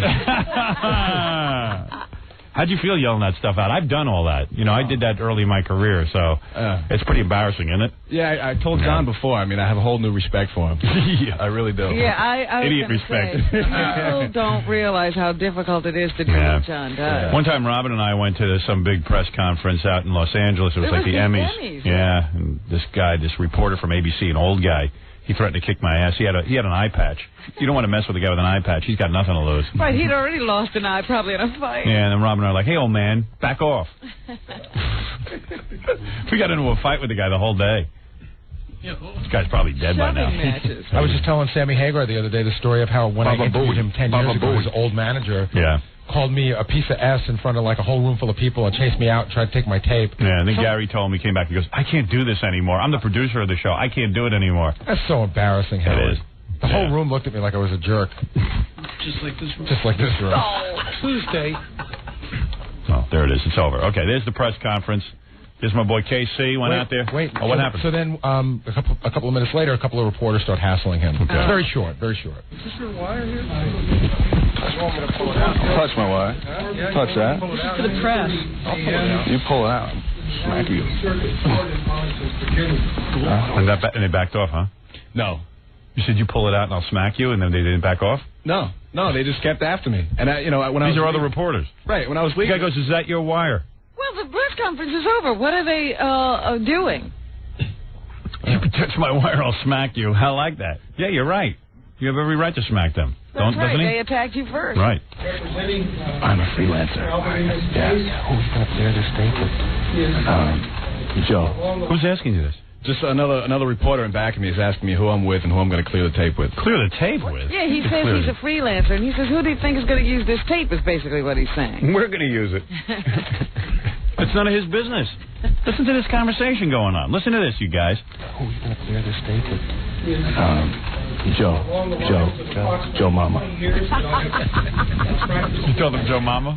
Yeah, that's good. Who are you working for? Joe. Oh, Joe who? Joe Mama. You know there is a guy named Joe Mama? He works at this station. He used to be Joe Mama. Now he's Logan. Now he's Joe Logan. Joe Mama. That's good, man. You're a wise ass. Well, thank you. It's good when you're a strong man. You can speak up. Stand up for yourself. Stand up for yourself. That's good. All right. Good work, dude. Thank you very much. We broke you in good, Casey. Nice job. Pleasure. That's my man, Casey, checking it out. Going out to the Marv Albert press conference. Marv said absolutely nothing. Yeah. It was gobbledygook. I know. Okay, let me take some phone calls. And Buddy Foster is here, too. too. Now, let me tell you something. Yeah. Any guy who can't come up and say, I don't know this woman, I wasn't in a room with this woman, I never bit this woman. Yeah. I don't care what legal entanglements they're in. If something's wrong, I can't discuss the charges. I don't know. There's something there. It's my take. There you go. Hey, Darius, you're on the air. Hey, how you doing? All right. It's hard for him to talk with his mouth full, huh? But you never know. What'd that guy say? Maybe it's hard for him to talk with his mouth. Sure. Well, perhaps. Okay, Darius, what can we do for you? Well, I'm just so glad you're on here because, I had something happen to me in '86 in Detroit that was really absurd. Actually a story that I had said a medical term on the radio, and that was used to get me fired. You were on the radio in Detroit? Yeah. What station? WDET. WDET? I never heard of that station. NPR affiliate. It's public radio. What did you say on the air that got you fired? Feces. Feces? Can you believe it? In what respect? Well, we were doing a bit of a spoof, and the inappropriate language spoof, and demonstrating how the most disgusting swear word could be translated into a completely acceptable medical term, and there would be no problem. First of all, it didn't work. Well, I don't know. I don't know what the bit was, but I never heard anybody. Maybe they fired you because of a bad bit. Yeah, I mean, this doesn't sound all that. You don't sound like all that much fun to listen to, if I may be honest. Well, you should see me when I get crazy. Really? Yeah. Oh, you mean there's a different you? Huh? Oh, I see. This is the laid-back you. Oh, yeah. Oh, I see. Yeah. Okay. All right. Well, whatever. You said the word feces. You got thrown off NPR. I wouldn't call that real radio anyway. Well, what are you doing now? It was certainly not the only thing I did. I'm a generalist, so I do a little bit of everything. But a generalist? Yeah. knowledge specialist if you want to get into. That's what I mean. You see why this guy? I don't understand what the hell he's talking This guy could never be successful in radio because he doesn't know how to answer a question. What do you do now? I'm a generalist. Yeah, what I do now. People can't relate to that. What's a generalist? Okay, it means. How do you make money? Like, who pays you? I don't make a cent. Okay, so to say I'm unemployed. No, unemployed. Migraine syndrome. What's a migraine syndrome? Well, all right. Are you disabled because of migraines? You're a guy. You know what your problem is? You're a guy who thinks he's funny. No, I don't. Yes, you do. I'm boring as hell. And not only that, you have a monotone. You talk like my brother-in-law. So you do, I'm a generalist. I'm very funny. Migraine syndrome. Migraine syndrome. And you throw out word migraine syndrome.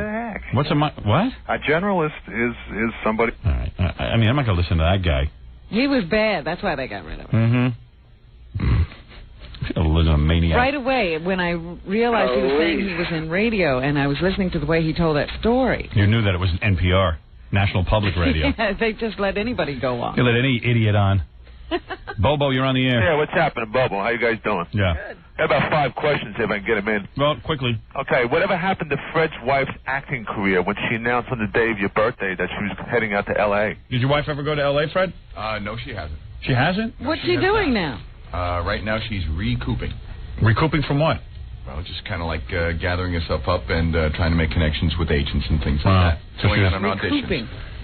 Fred got kind of the shaft. He married a woman who had a job and everything, and she didn't want to be in show business, and then all of a sudden she decided to become an actress on his paycheck. Well, she married into it. And she married into show business. You figure, well, hey, Fred could be in show business, why can't I? That's not originally why we got married, but...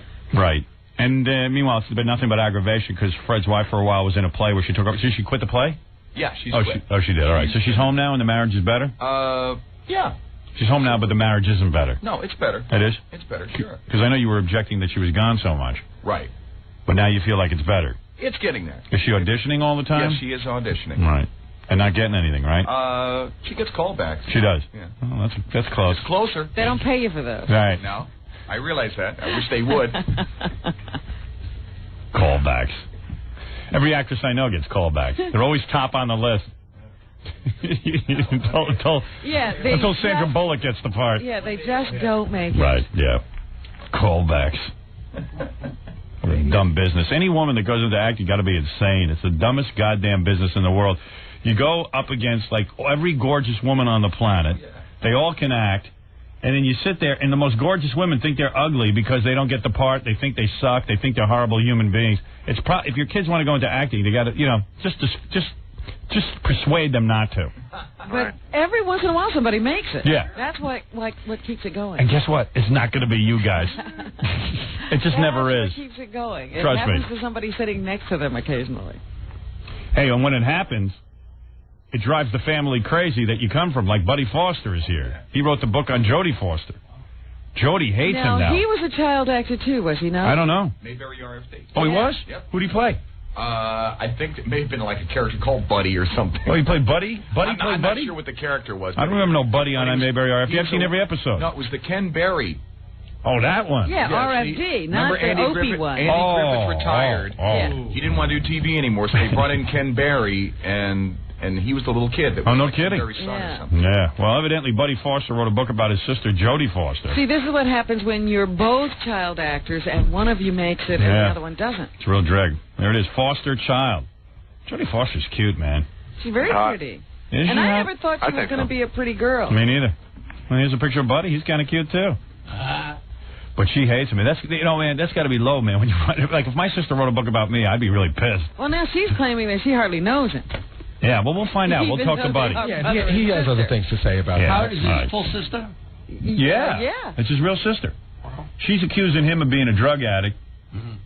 He's accusing her of being maybe lesbo, but he's not really saying whether she's lesbo or not. I think the mother was a lesbian. Well, that's what he says, yes. Yeah. Whole goddamn family's whacked out. She got the name Jodie. Yeah, his mom was Aunt Jo.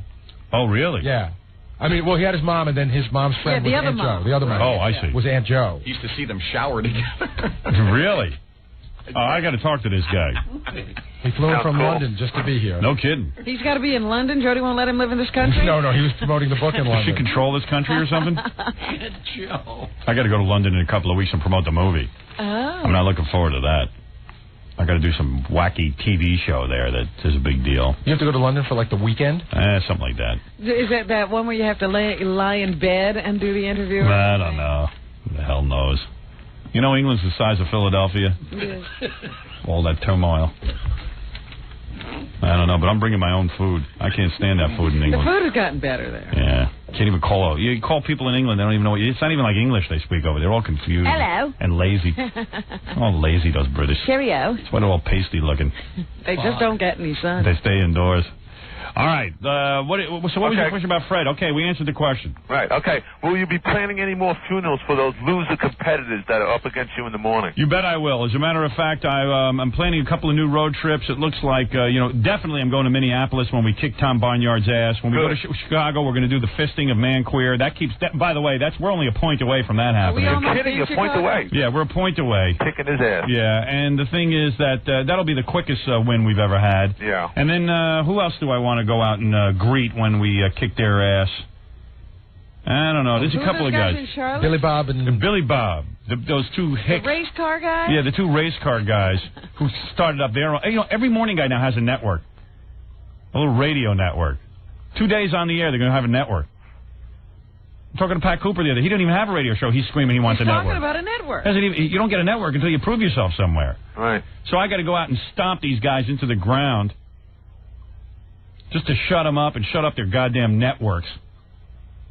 Nobody has a original idea. Nah, they're all a bunch of wannabes. Right. All a bunch of wannabes. I'll let them all take over when I leave the radio airwaves, but until then, they're all my bitches and dogs. Just like Mark and Brian out in Los Angeles. Those two, boy, I got them in high heels. Those two are my women. Hey, Howard, I have a problem with the queer. How can he say he originated when he's only like 27 years old? Please. He's an idiot. I think we all see through that, don't we? Really? I think that's pretty obvious. He bought that part of the act, and he didn't realize he was too young to use it. The queer's like a wrestler. He's like a professional wrestler. He's going to just spew a whole bunch of stuff. But when the fist goes in, he'll shut up. And also, spewing will be over. when his dead daddy's skull is effed on stage, he's a big puss. He's a pussy. I'm sitting and talking. His father died. His father wasn't dead in the ground today, and I'm talking about effing his dead daddy's skull. He should have come down here and kicked my ass. He didn't even show up. I smacked that bitch's face when I get to Chicago. He's a pussy. He's a pussy. Hey, now. My father just died, and some guy said he's going to F his skull. I would have whacked him. You'd have whacked him? That's right. Whack him right across the face. Oh, I thought you meant like mob terms. Oh, whack him. Yeah, that too. When we show up, he's going to have his period. He's going to stay in the goddamn dog cage where he belongs. Because he's a queer. And my bitches, Mark and Brian, you don't hear a word from those two bitches. I haven't heard anything about they that. shut their mouths up so good. Rick D's another woman I have on the side. I got lots of women. He's a mouthy woman. Yeah, he's got a big mouth. And he looks like Susan Lucci. He got his skin pulled back or something. I got a whole slew of bitches around the country. Yeah, we just got a new bitch in Albany. I can't remember his name. I forget that guy. Mason. Oh, yeah. That's my new bitch. We just went to #1 there. It's another bitch, but he's a big fat bitch. With a big hairy beard. With bad clothes, man. We saw that fat bitch when we was at that Grammy thing.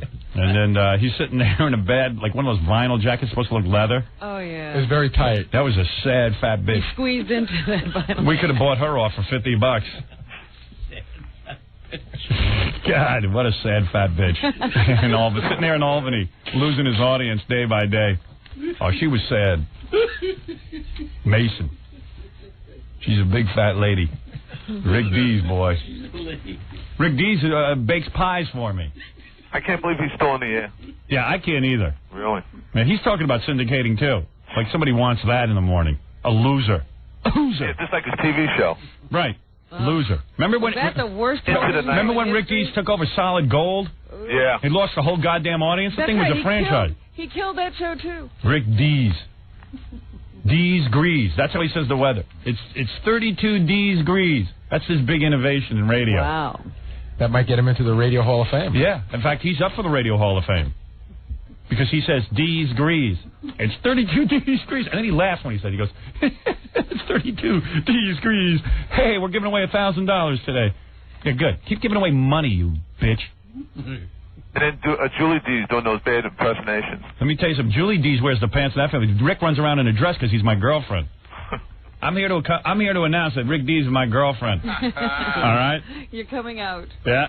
I'm coming out. I'm going steady with You Rick and Dees. Rick are getting married. Yeah, I'm the dominant. He's the he accepts. He's the catcher. I'm the pitcher. How's that? He's passive. He's pregnant. All these bitches. You understand? I'm not saying these guys are gay. I'm just saying that they're my bitches. Right. I own them. I own all these guys because they all have to get tapes of me and listen to me. That's how they learn. I'm their teacher. I'm their master. They're my slaves. I got those Billy Bob and Ray down in North Carolina. What is their name? Billy Bob and who? Billy Bob and Jim? Jim. Billy Bob and Jim. Yeah. I got them on their knees in their dog collars, eating out of a dog dish. Drinking water out of a dog dish, you two bitches. Mason up in Albany, my big fat bitch in a dress. You wait for me, honey. I'll be home tonight. I'm going to need some. All the bitches. Got them all under control. It's like a juggling act. You should see me juggling my bitches. Keep them all happy. It's not easy. Got to keep them all satisfied. Like a harem. Yeah, you bet. All right, let me talk to this here Buddy Foster who squealed on his sister. You want to do that right now, or you going to... No, I'm going to go to a commercial. I'm going to take a little break. All right, Howard, listen, nice chat with you, man. Yeah, you were good. Let's find out why he wrote this book. Yeah, let's find out why. I say he needed the money. Well, it was strange because... Would you sell out a family member for money? I might. He doesn't feel like he sold out a family member. Really? Because he's saying, hey, it's his story. Even though I know it's her picture on the cover. Wait a minute. But he said at the beginning, when they first pitched it, Jody didn't have a problem with it. Why don't we get the sucker in here right after there, and we'll have a real good conversation with Buddy Foster. The bad boy of launch radio.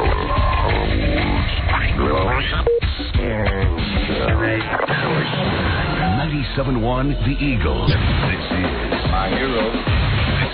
There's no one better. I wish I had 100 more like him. Who the hell is that? Howard Stern? The Howard Stern Show. Bop, bop. Yeah. Okay, I'm into this.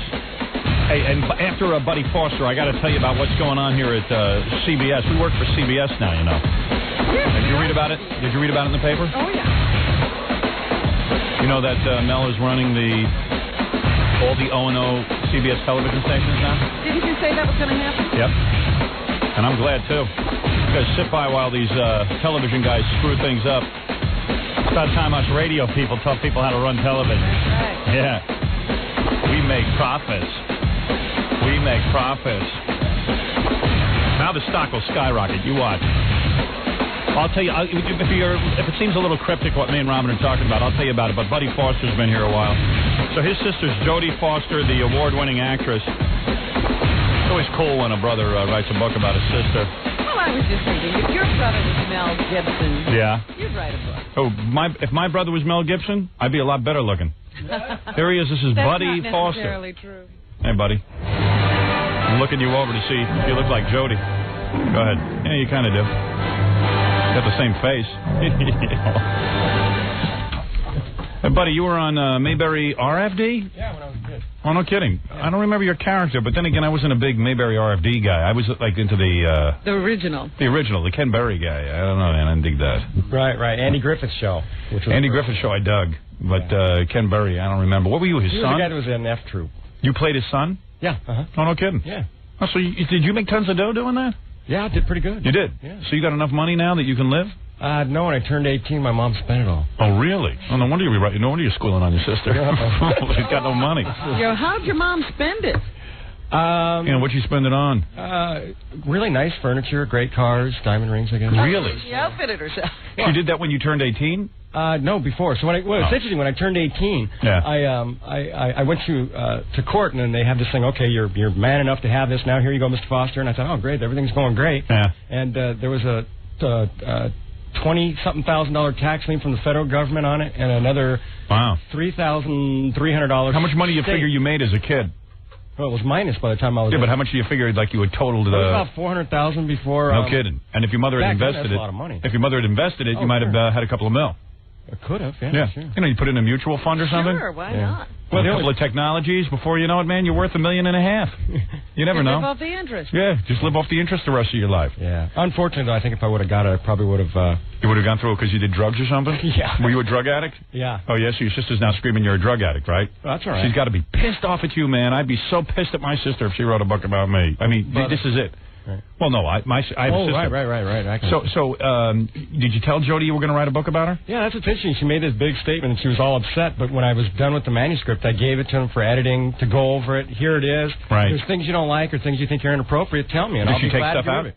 Yeah. She did take stuff out. Oh, yeah. Like what? I can't say. What, stuff like you saying? Confidential. Stuff like you saying that she was a lesbian, right? I stand on the Fifth Amendment. So you think she's a lesbian? I think she's had experiences both ways. Really?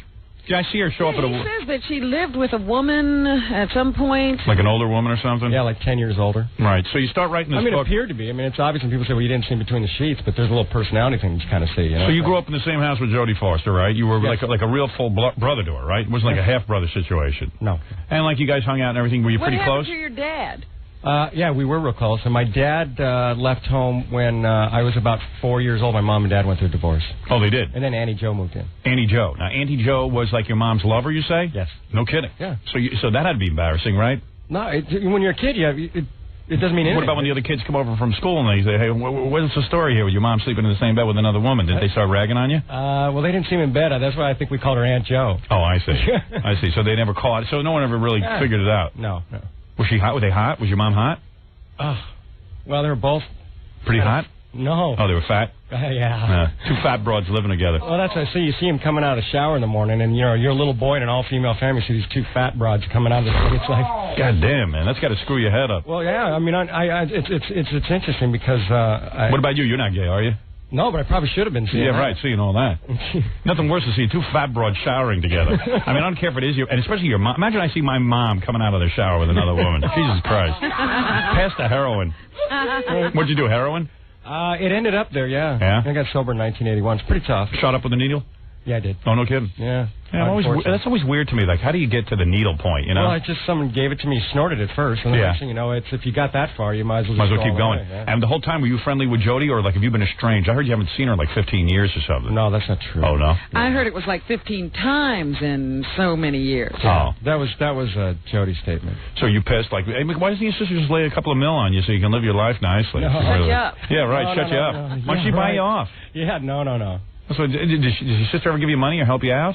No, because I've never asked for it. Really? But, I mean, it would have been nice if she, like she's a millionaire, right? I would assume. And she knows you're on hard times, right?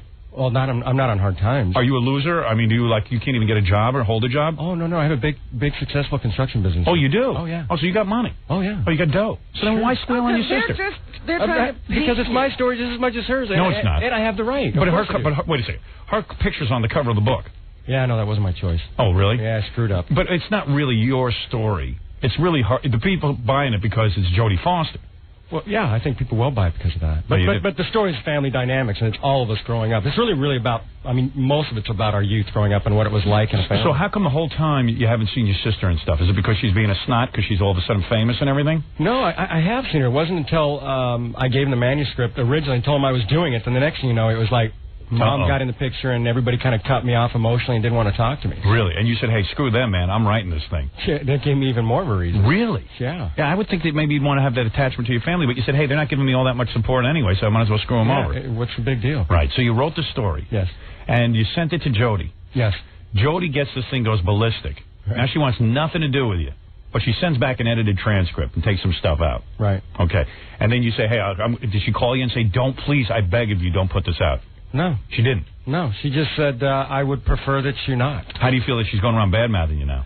I don't think it's her. It's interesting because she made like this statement, and at the bottom of the statement, she says, I feel sad for him, and I especially feel sad for my 69-year-old mother. I think she's upset that maybe I talked about my mom's stuff and what it was like growing up with my mom and all that. But as far as Jody, she could care less. The statement didn't sound like her. It sounded more like my mom. Yeah, but meanwhile, she hasn't spoken to you, and you can't go over her house and stuff, so it might have been her. I think it is her. Yeah. Oh, it's definitely her. Yeah, I think she'd be pissed. I think there was some influence, though, that Like, some guys have tried to write books about me and stuff, and I always say, my parents call me first, and they go, do you want me to talk to these people? I go, absolutely not. My sister will call me. Do you want me to talk to these people? I go, absolutely not. All my friends will call me. Do you want me to talk? No, don't talk to them, because all they're trying to do is make money off of me. And then, you know what? If I got a story to tell, I'll tell the goddamn story. If I choose to. That's my feeling on it. Sure. Yeah. So, like, I mean, it's a betrayal, isn't it, in a sense? It's interesting. You know, it's really hard for me to see it as that, and it's only because it's really just as much my life as Jody's. Right. And that's what's interesting. And it's not just a biography from a third distant cousin of, right. You know what I mean? Right. This is me, and it's really my story too. And so I think it's an interesting. Do you ever worry? Are you a religious man? Do you ever worry you'll go to hell for writing about your sister? Yeah. No. I'm a spiritual man, not religious. You are spiritual? Yes. I see.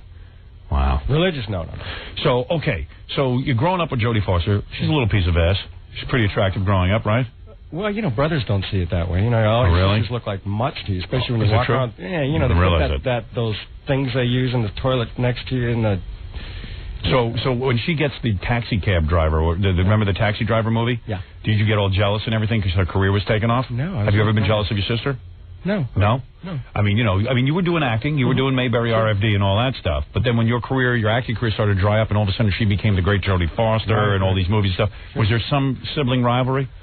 No, you know, I didn't see it at all. I think it was more the stuff towards Mom. Right. I felt that all the attention was going to Jodie. I was always really proud of Jodie. And it's interesting because Jodie was like a shadow. She always wanted to be a tomboy. I mean, she always wanted to be a boy. What do you make of that? Uh-oh. What do you think of that? She always wanted to be a boy.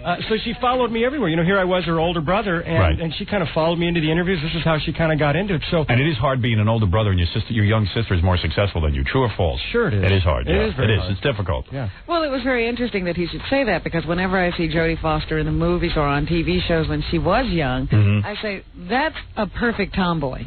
Right. You know, she never looked feminine at all. Nothing sexual about it. So, okay. So, you know, did you ever see your sister naked growing up? Yeah. You did? Oh, yeah. So you do admit that? Oh, yeah. Yeah. I saw all of them. Really? Oh, yeah. The whole house full of naked women. Yeah, you saw your mother, your aunt. Yeah, that's what I'm saying. You know, you grow up for sure, then people say, Could you draw me a picture of your sister naked so I can see what that looks like? Yeah. At what age?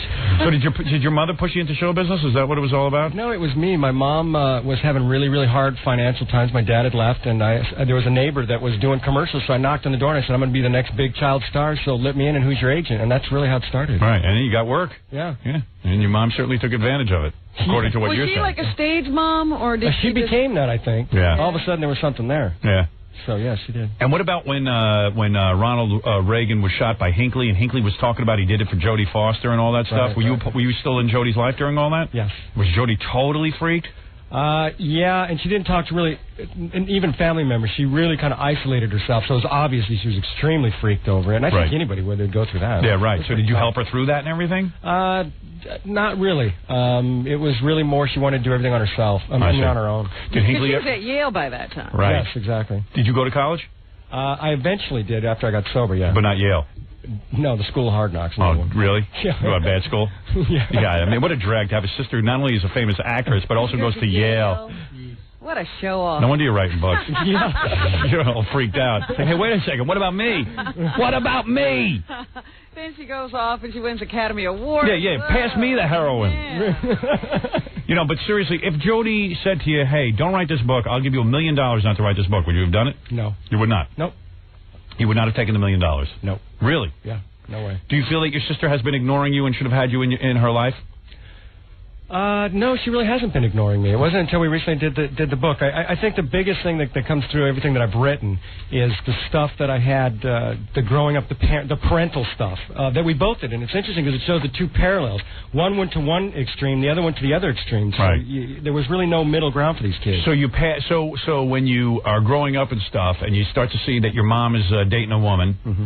That's something that probably they want to keep quiet. Right. And then all of a sudden, Jodie, but is always a part of your life. She has, when the whole Hinckley thing goes on, she calls you. Did you speak at least once a week on the phone and everything?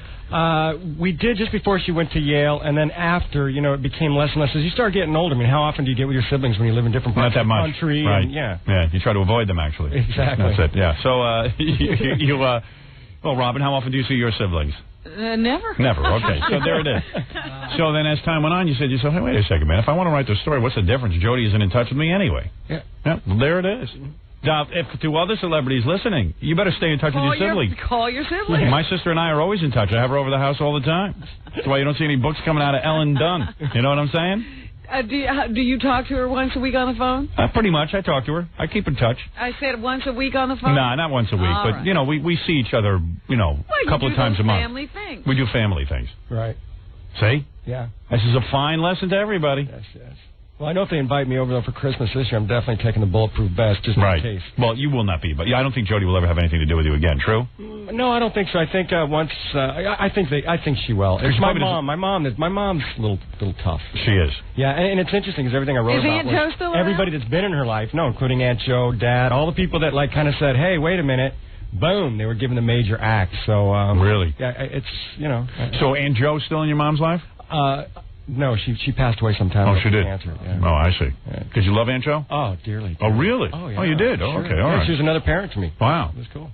Man, imagine your mom steps out of the shower, two fat broads in a shower. Why did they have to do that? Well, hey, how to do it. That's the fun of being they gay. Had to step out of the shower. Yeah. Did you ever see him kiss?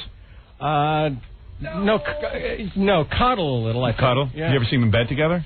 Oh, yeah, I jumped in there with him all the time when I was really? a kid. Yeah. Oh, that's wild. Too bad they weren't really hot. Yeah, I know. Yeah. Now, if Jody's a director and a producer, why didn't she ever give you any work as an actor? Jody doesn't believe in nepotism. Great. You got the one, Ron Howard gives his brother a shot every once in a while. Frank Stallone gets to perform every once in now and then in those movies. Well, the interesting thing is nepotism. I guess you got to kind of be careful. And I think if people are qualified, sure. But if they're not, then that's a different story. Now, the name of the book is Foster Child, a biography of Jodie Foster. So, and who named the book? Did you name the book? Nope. Oh, you didn't? Yeah. So you're not happy with that name because you feel it's your story. Well, and it's a little deceiving of what the story's about. And when we got to doing the cover, all of a sudden I'm looking through the contracts and they're saying we're not going to go with this. I said, oh, hold on, this is my book. And all of a sudden I see this little thing that says I had to give up. And then you see Jodie's picture on the cover. Yeah. Right. Yeah. So did you make a lot of money with the book? Did they give you a big advance? Enough to do the research and stuff. That was about it. They don't. What do you get? About $100 grand? 50 grand? Well, really, what's it take to get a guy to squeal on his sister? Come on, how much? It wasn't very much. I mean, I make more in construction in the business that I have than I got doing the book. All right. Oh, yeah. So you're a successful guy. You say, hey, I got to tell this story. I don't care. I want people to read it. It's a good story. It's for people looking, people that want to put kids in the business. There's a lot of things to look at. Would you be pissed if your brother wrote a book about you, Robin? I don't know what he could say. He knows and actually, you've kind of said it all, haven't you? Right. Yeah, I don't think my family could write anything about me that I haven't said already. My family just was like, wow, look at your life. They didn't know me. Right. Even though they were right in the house with me. I know everything in Private Parts and Miss America. I mean, how much more could you write? That was weird because some guy came out with a biography about me and he went, it was like every reviewer said, what a lame thing. He basically rewrote Howard Stern's book. Yeah. And it sucked. Said this. And not only that, I personally looked at it and saw about 500 things on one chapter that were wrong about me, just completely false. Yeah. But I mean, not even in a salacious way, not even like a wild thing. Stupid mistakes. Just stupid mistakes. But all right, look, you wrote the book. Hey, I read it. It was good. I mean, I love reading that kind of gossipy stuff. I love it. I love it. Fred, you read it, right? Absolutely. Yeah. Fred's got a whole list of facts. What's the most outrageous thing you read in Buddy's book? Oh, God. Take a guess. No, I thought that was, I'm not even sure if it's from his book or not, because I've been reading some other stuff, too. What did you read? There was something that I read that supposedly during the making of The Accused, I don't know if you want to get into that or not, her and Kelly McGillis supposedly were fooling around. I never heard that. Did you hear that, Buddy? Yeah. You heard that, but you have no proof of that.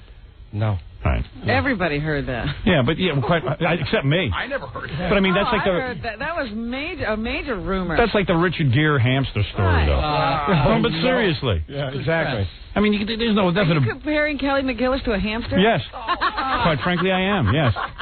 That's how I think of her. I don't think much of her. Oh man. Goddamn rodent.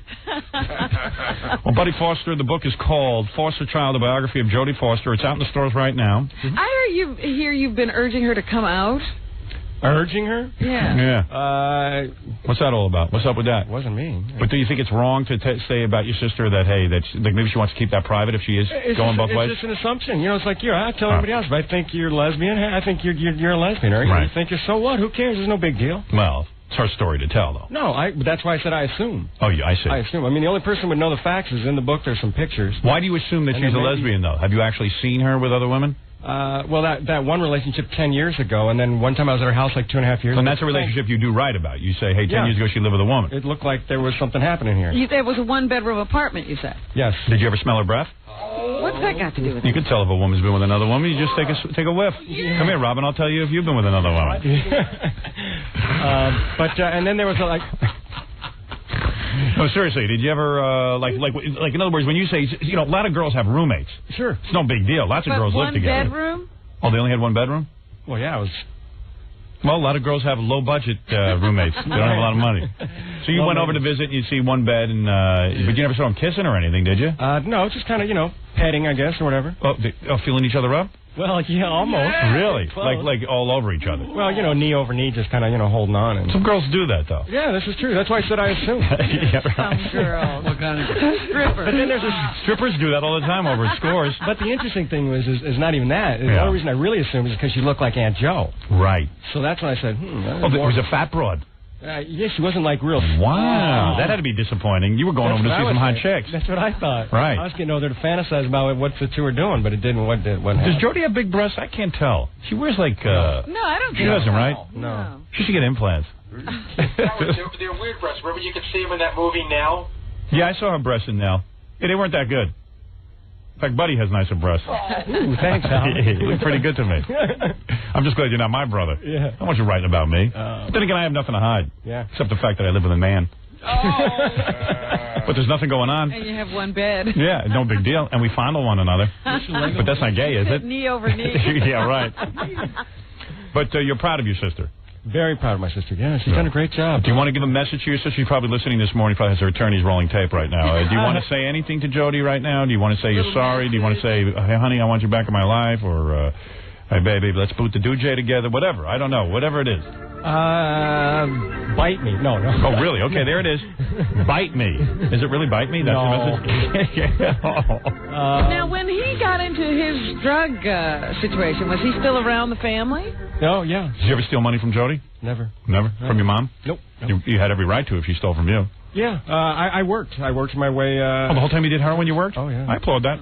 Yeah. Very rarely do you hear about a very hard. heroin addict. Yeah. Ever drop a brick on someone's head while you were doing construction? I did drop 2 sheets of plywood from 3 stories up on somebody. Really, because you nodded out. Yeah, I was kind of...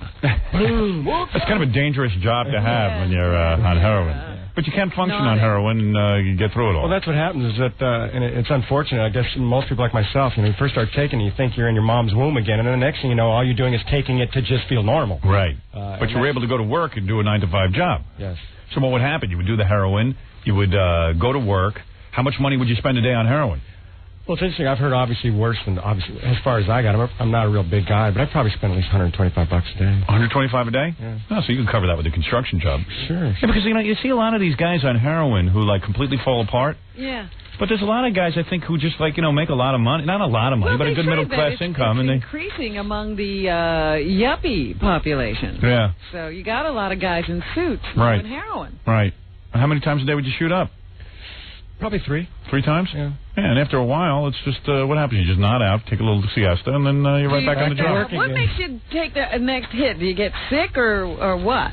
No, it's interesting. I mean, it started. It's interesting how it started. It started. All I'd ever done is smoke a little weed once in a while. Tried this, tried that. Listening, Jackie? Go ahead, yeah. And I got in a motorcycle accident and broke almost half the bones of my body. Wow. And they started giving me morphine. From that point out, I was like, wow, this is what life is all about. Unfortunately. Really? And I went downhill for 2.5 years and put myself in treatment and said to lock my ass up. Really? Yeah. Ken Berry a douchebag? No, really nice guy. Yeah? Really nice guy. He's still alive, Robin, Ken Berry? Yes, he still is alive. Is he really? He has one of those wives in in that club who go First around Wife Club? mouthing their husbands. Oh, yeah, right. Because they dumped them. Yeah. That's always funny. I think his wife started the club. Yeah, that's right. Yeah, you're right. Yeah. Leonard Nimoy's wife's in that club, isn't she? Right. I think maybe she is. I'm not sure. Michael Landon's wife, Leonard Nimoy, and Ken Berry. Yeah, Michael Landon's been dead and his wife's still in the club. They go on all these TV shows and talk about how bad, what scumbags their husbands are because they fell in love with other women. Yeah, I love that club. I'd rather commit suicide than be in that club. Oh, man. Well, anyway, it's fun walking down memory lane. I wish you luck with the book. Great, thanks, Howard. It's called Foster Child, the biography of Jodie Foster. It's new in the bookstores, and Buddy Foster, brother of Jodie, has written this book about his whole life and her life. So there it is. That's the scoop. You sure you don't want to give a message to Jodie? Hope she enjoys the book. Really? You think she's read it? Oh, she obviously has. I think she will enjoy it, but it's really Mom. You know, the pressure's kind of, well, Mom's saying this, so I better make a statement. What doesn't your mom like about the book? It's just personal about her. I mean, in our life today, we're able to say whatever the hell we want. Right. In her life, born in the 20s, it's like you never say a thing till you die. Right. So there's a conflict. We have a different point of view of that. But what doesn't she like? That she said that she lived with a woman? No, I think just talking about that she made some mistakes as a parent. Parents don't. Not me. My kids are perfect. Well, if you're never with them, can't screw up. That's it. That's right. That's what my dad said. That's it. Dad was right. Yeah. Look, raised two nice kids. See, you didn't write about him. Right. You're not breaking any laws. All right. There's the book, Buddy Foster, Child, the biography of Jodie Foster. Thanks for coming in there, buddy. Thanks, Howard. All right, we're going to be back, and we got a whole bunch of crap going on, too numerous to mention here. And I also want to talk about what's going on here at the radio station and all this article that's in the paper. Who's running what? And who's running what empire? You know what I'm saying? We'll be back with the Howard Stern Show in a moment. Howard Stern. 97.1 The Eagle. Hello, this is James Taylor, singer, songwriter. So how does a guy like me end up on the Howard Stern Show? Did I lose a bet? Was I kidnapped? Who knows? Do opposites attract? What's going on? What is going on? That was pretty cool, too. James Taylor came in and did that Woodstock thing yesterday, which I really liked. He had a personal James Taylor concert. Yeah, hey, buddy, put down that pen. Buddy Foster's trying to write a book about me. How dare you? He says you're gay. Yeah, he's right. I'm as gay as a $3 bill. That was good, that Woodstock thing yesterday. I was a child of... Oh, I have to do my Abraham Martin and John song about Eddie Murphy, Giff, and Marv Albert. Oh, my goodness. We've had such good music on the show this week. Yeah, I know. And then you're going to sing. Well, I came upon the child gone. God, yeah. Walking along the road. I love that. Asked him, say, where are you going? This he told me. I love this. Well, I'm going down to Yesker's farm. Gonna join in a rock and roll band. Gonna get down on the land and try to set my soul free. We are stardust, we are golden. We are million-year-old carbon. Carbon? That line never affected me so much before. Me neither. Back to the garden. I had the same feeling. We are million-year-old carbon. Yeah. That makes me want to cheat. Well, then can I walk beside you? I've come to lose my small. And maybe it's a I wish I could sing. Something turning. So do I. It's so much easier than sitting here telling goddamn penis jokes. Maybe it's the and every time you went on a talk show, you know what you do. Yeah. And maybe it's the time of man. I love this guy.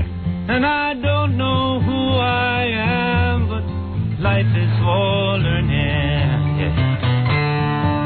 We are stardust. We are stardust. We are golden. We are million-year-old carbon. We are million-year-old carbon. It makes me want to cheat. I'm not kidding. It makes me feel like I'm old. We're a million-year-old carbon, and we might as well just go out and do it. Let's have some fun. By the time we got to Woodstock, we were 500,000 strong. Woodstock was cool. I was almost there, too. There was a song and a celebration. All we are is rearranged molecules, man. And I dreamed I saw the bomber death ships flying shotgun in the sky, turning into butterflies above our nation. We are stardust, we are golden. We are caught up in the devil's bargain. See, he's waiting too long. We got to get ourselves. We're caught up in the devil's bargain. To the garden. Joni Mitchell ranting. But that's what she's good at. We are stardust. We are stardust. We are golden. We are million-year-old carbon. And I want to rearrange the molecules of my penis with the carbon of a young vagina. Thank you. Boy, that guy rocks, man. That's cool when you can just sit down with a guitar, no nonsense. Well, something happens to him when he sings. Yeah. Loses his hair. Burns his hair off. Listening to the Howard Stern Show on the SVPRN, Stolen Vehicle Police Recovery Network. That's our network, the Stolen Vehicle Police Recovery Network. Don't forget it. We're on great radio stations like WXRK New York, K-Rock. WJFK Washington. And what about at WYSP in Philly? My mother used to take me to this theater with my sister, and we sat in the fourth balcony. Why didn't you jump off the balcony? We ate lemon drops. For the love of God, how many did you eat?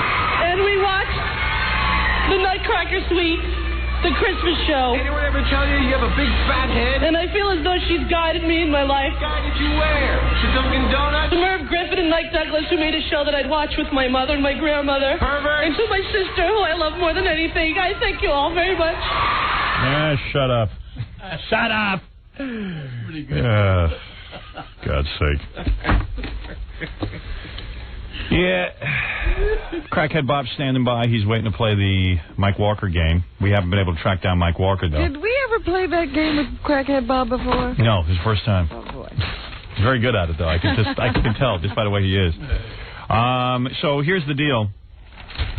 Let me just mention a couple of things that are going on here. We work for CBS Radio now. What happened is we worked for a company called Infinity Broadcasting. Infinity Broadcasting merged with CBS Television, which is Westinghouse. Westinghouse has said, hey, man, we're going to sell off all our industrial crap because that ain't making any money, and we're going to just have CBS Television and radio merge as one. And the guy who runs our radio division, Mel, man, this guy has made billions because he really cracks the whip. Mm-hmm. Even if he's got a radio station that's a turkey, he can make money with it. Somebody was saying the other day, I had lunch with some people in the industry, and they said, what kind of a deal did, CBS should give him everything just because of the deal he worked out with them. Right. He got to keep all the money and get all the power. Right. So anyway, so here to give you make a long story short, the guy that I've been working with for the last 15 years since I've been here in New York is Mel. He saved me from NBC when I got fired. You've been working with him for 15 How many years, Robin? 10? 12? 12, maybe. I say 15. No, there were 3 years of hell before he came and saved us. Yeah, so I was at NBC, and quite frankly, things were not going well. See the movie. You'll know the story. I mean, the pig vomit was not my friend. So everything was going pretty bad for me over at NBC. I get fired. Mel and I team up. And together we create this great empire called Infinity Broadcasting. Turn the whole thing right around. And what happened is merging with CBS seemed like a real good idea. By the way, Infinity stock was at 34, 35, I don't know, 37. Something like that, yeah. The company makes tons of money. So we merge up with CBS, and then Mel found out something that I always knew. I found it out at NBC. These big, giant companies like NBC, CBS, ABC, they breed lazy people. Because their ass really isn't on the line. You say, hey, I'm at CBS, I'm at NBC, I'm here, I'm there. What's the big deal? I'm in the television division. I'm anonymous. Time to coast. Yeah, time to coast. Television makes money no matter what you do. But the environment is different today. You don't make money no matter what you do. So we at the radio division are making tons of money, hand over fist. Yep. But the TV division has not been pulling their weight. That's right, Robin. As shocking as that seems, the TV division can't make the money we make in radio. When do you turn into Hitler? Every minute of the day. Ask my wife. Oh, my God. Yes. In a huge company, nobody really answers to anybody. So now, in a coup d'etat, our leader, Mel, got all upset. He said, hey, we radio guys know how to make money. What's with you TV guys? On? He started to go to these meetings and start criticizing the TV guy. What the hell are you doing? So Peter Lund, who I happen to know, nice guy. Very nice guy. I know him, too. Met him a couple of years ago. Peter and Howard Stringer came to me. They wanted me to take over the Saturday night slot and go up against Saturday Night Live. I, of course, couldn't do it. I'm much too busy with my various projects. Peter, very handsome man. If you like that Joe DiMaggio kind of look. Personally, I prefer Mel's looks. Okay. All right, and Peter Lund got ousted yesterday, and our leader from the radio division, as I predicted, is now going to take over. Mel. Stormtrooper Mel is taking over the television division, and I am the man behind him. I can literally do anything I want. Behind the man. I really am. I really am. I have full access to his office. I can walk in right now and tell him what to put on TV. I really do. He loves me. That pillow talk. You're now running CBS. We have pillow talk, baby. This just in, Mel's first move, Dan Rather being replaced by Marty the Midget. Watch CBS News skyrocket. Can you imagine, Robin? The coup d'etat does not stop there. Can you imagine Marty the Midget does the news? I'd watch every night. I love it. I'd watch every frigging night. He can do the same news. Right. Oh, you yeah. don't have to change the news. Yeah, serious news. It's just a midget. Be able to take your eyes off. Yeah, like he has to stand up in his chair so you can see his full body. Standing on the deck. Right. And put him in a dress, put him in that monkey outfit he wears in The Wizard of Oz. Yeah, the flying monkey comes into the news. So anyway, this is a good sign. As a matter of fact, if you're smart, you'll go out and buy CBS stock right now because I guarantee you it'll go through the roof. Guarantee it. Mel is a winner. It says here in the newspaper, Karmazin, who is brash, blunt, and highly opinionated, and also the biggest individual shareholder of parent company Westinghouse, how the hell did he get to be that, has been turning up the heat on the TV group for months. Those close to Karmazin say he's outraged that his group has to pull the weight for the TV side, which accounts for half of CBS's revenues. And there you go. And I guarantee you they're going to whip that thing into shape. Guaranteed. Money in the bank. CBS television will now be number one again. I'm betting money on it. All right. Whatever Mel touches, zooms. By the way, he has never touched Tom Chiasano, our general manager. Tom is not zooming. He's not zooming anywhere. Zoom golly golly, they call him. He's not zooming anywhere. They call anywhere. him unzoomable. Yeah, the unzoomable Tom. Biggest know-nothing in the business. By the way, hey, does anybody have tape of the Emmys? I have it sitting on my desk at home. I didn't realize a golden nugget exists on the Emmys tape. Mr. Rogers won an Emmy. Wasn't it like a Lifetime Achievement Award? Yeah, thing? A Lifetime Achievement Award, putting on bad puppet shows for children. With the same voice. Is Mr. Rogers' voice on those puppets. Mr. Rogers won a Lifetime Achievement Emmy, which shows you how worthless the Emmys are. And not only did he win the Emmy, but he asked the audience to pray with him. It's evidently the all-time douche-chill moment of all time. What is it? No, I saw this. You did see it? Yeah, it was really funny because there was people. Well, I want a tape of it. There was people in the crowd crying during this. Really? Yeah. Crying because he's such an idiot? Because they love him. So you have Oprah and everybody everyone's in love with Mr. Rogers. I want to play it. Oprah cries on cue. I want to play this tape on the air, and we will pray that Mr. Rogers dies while we pray. All right, that will be it. I'm sure we'll get that prayer answered. Beautiful day in a neighborhood. Could you be mine? Where's that National Lampoon bit? Do we have that where Mr. Rogers meets the black guy? I don't know. That is maybe the best bit of all time. Do people know that bit? Oh, did you ever heard that bit? Do you know that bit? Do you know that bit? Do you? Do you know it? Would you? Egg and McMuffin. You don't know that one? I probably have heard it a long time ago. I played it for you. Yeah. Egg and McMuffin. Bill Murray plays the black guy. It's one of the all-time great impressions. Do you? Hey, come on. Do we have that here? We got to have that here. Must have it. If we don't have it, I quit. It's a beautiful day in a neighborhood. A beautiful day. Hi, boys and girls. Mr. Rogers. I won a Lifetime Achievement Award. I would like to have everybody in the audience pray with me right now. Can you imagine how pompous that idiot is? No, he actually says, he goes, I want everyone to think about the people who we love the most for this 10 seconds. Then I would be thinking about myself. And so was everybody else in the audience. Right. You know that audience is so goddamn jaded. They're all, Oprah's like, I'm thinking about Oprah. Oprah is a it's a Phil Donahue ripoff show. They're talking about her being an innovator? She does the Phil Donahue show. He goes, my granddad was Mr. McFeely, and he told me this about people. Who cares about his family history? Mr. McFeely. I wonder what his IQ is. I bet you he's retarded, Mr. Rogers. His goddamn contribution to show business has been bad puppet shows. With all the advancements in puppetry, Paul Winchell, all those cool people did. He has 2 bad rubberhead puppets that don't even move their mouth. You know what? I never liked Mr. Rogers, even as a kid. I found him scary. My kids hate Mr. Rogers. I swear to God, I'm not saying that. I thought he was demonic. My kids would never watch Mr. Rogers. I don't know what the proper age is. Like when a kid gets into the dinosaur, that purple dinosaur, Barney, they're usually about, literally 1 or 2 years old. My kid already likes Barney. Yeah, and it doesn't last long. They're out of that. They're out of that disturbing phase real quick. And then, they go on to other shows and stuff. Some of my kids were into Sesame Street, some of them weren't.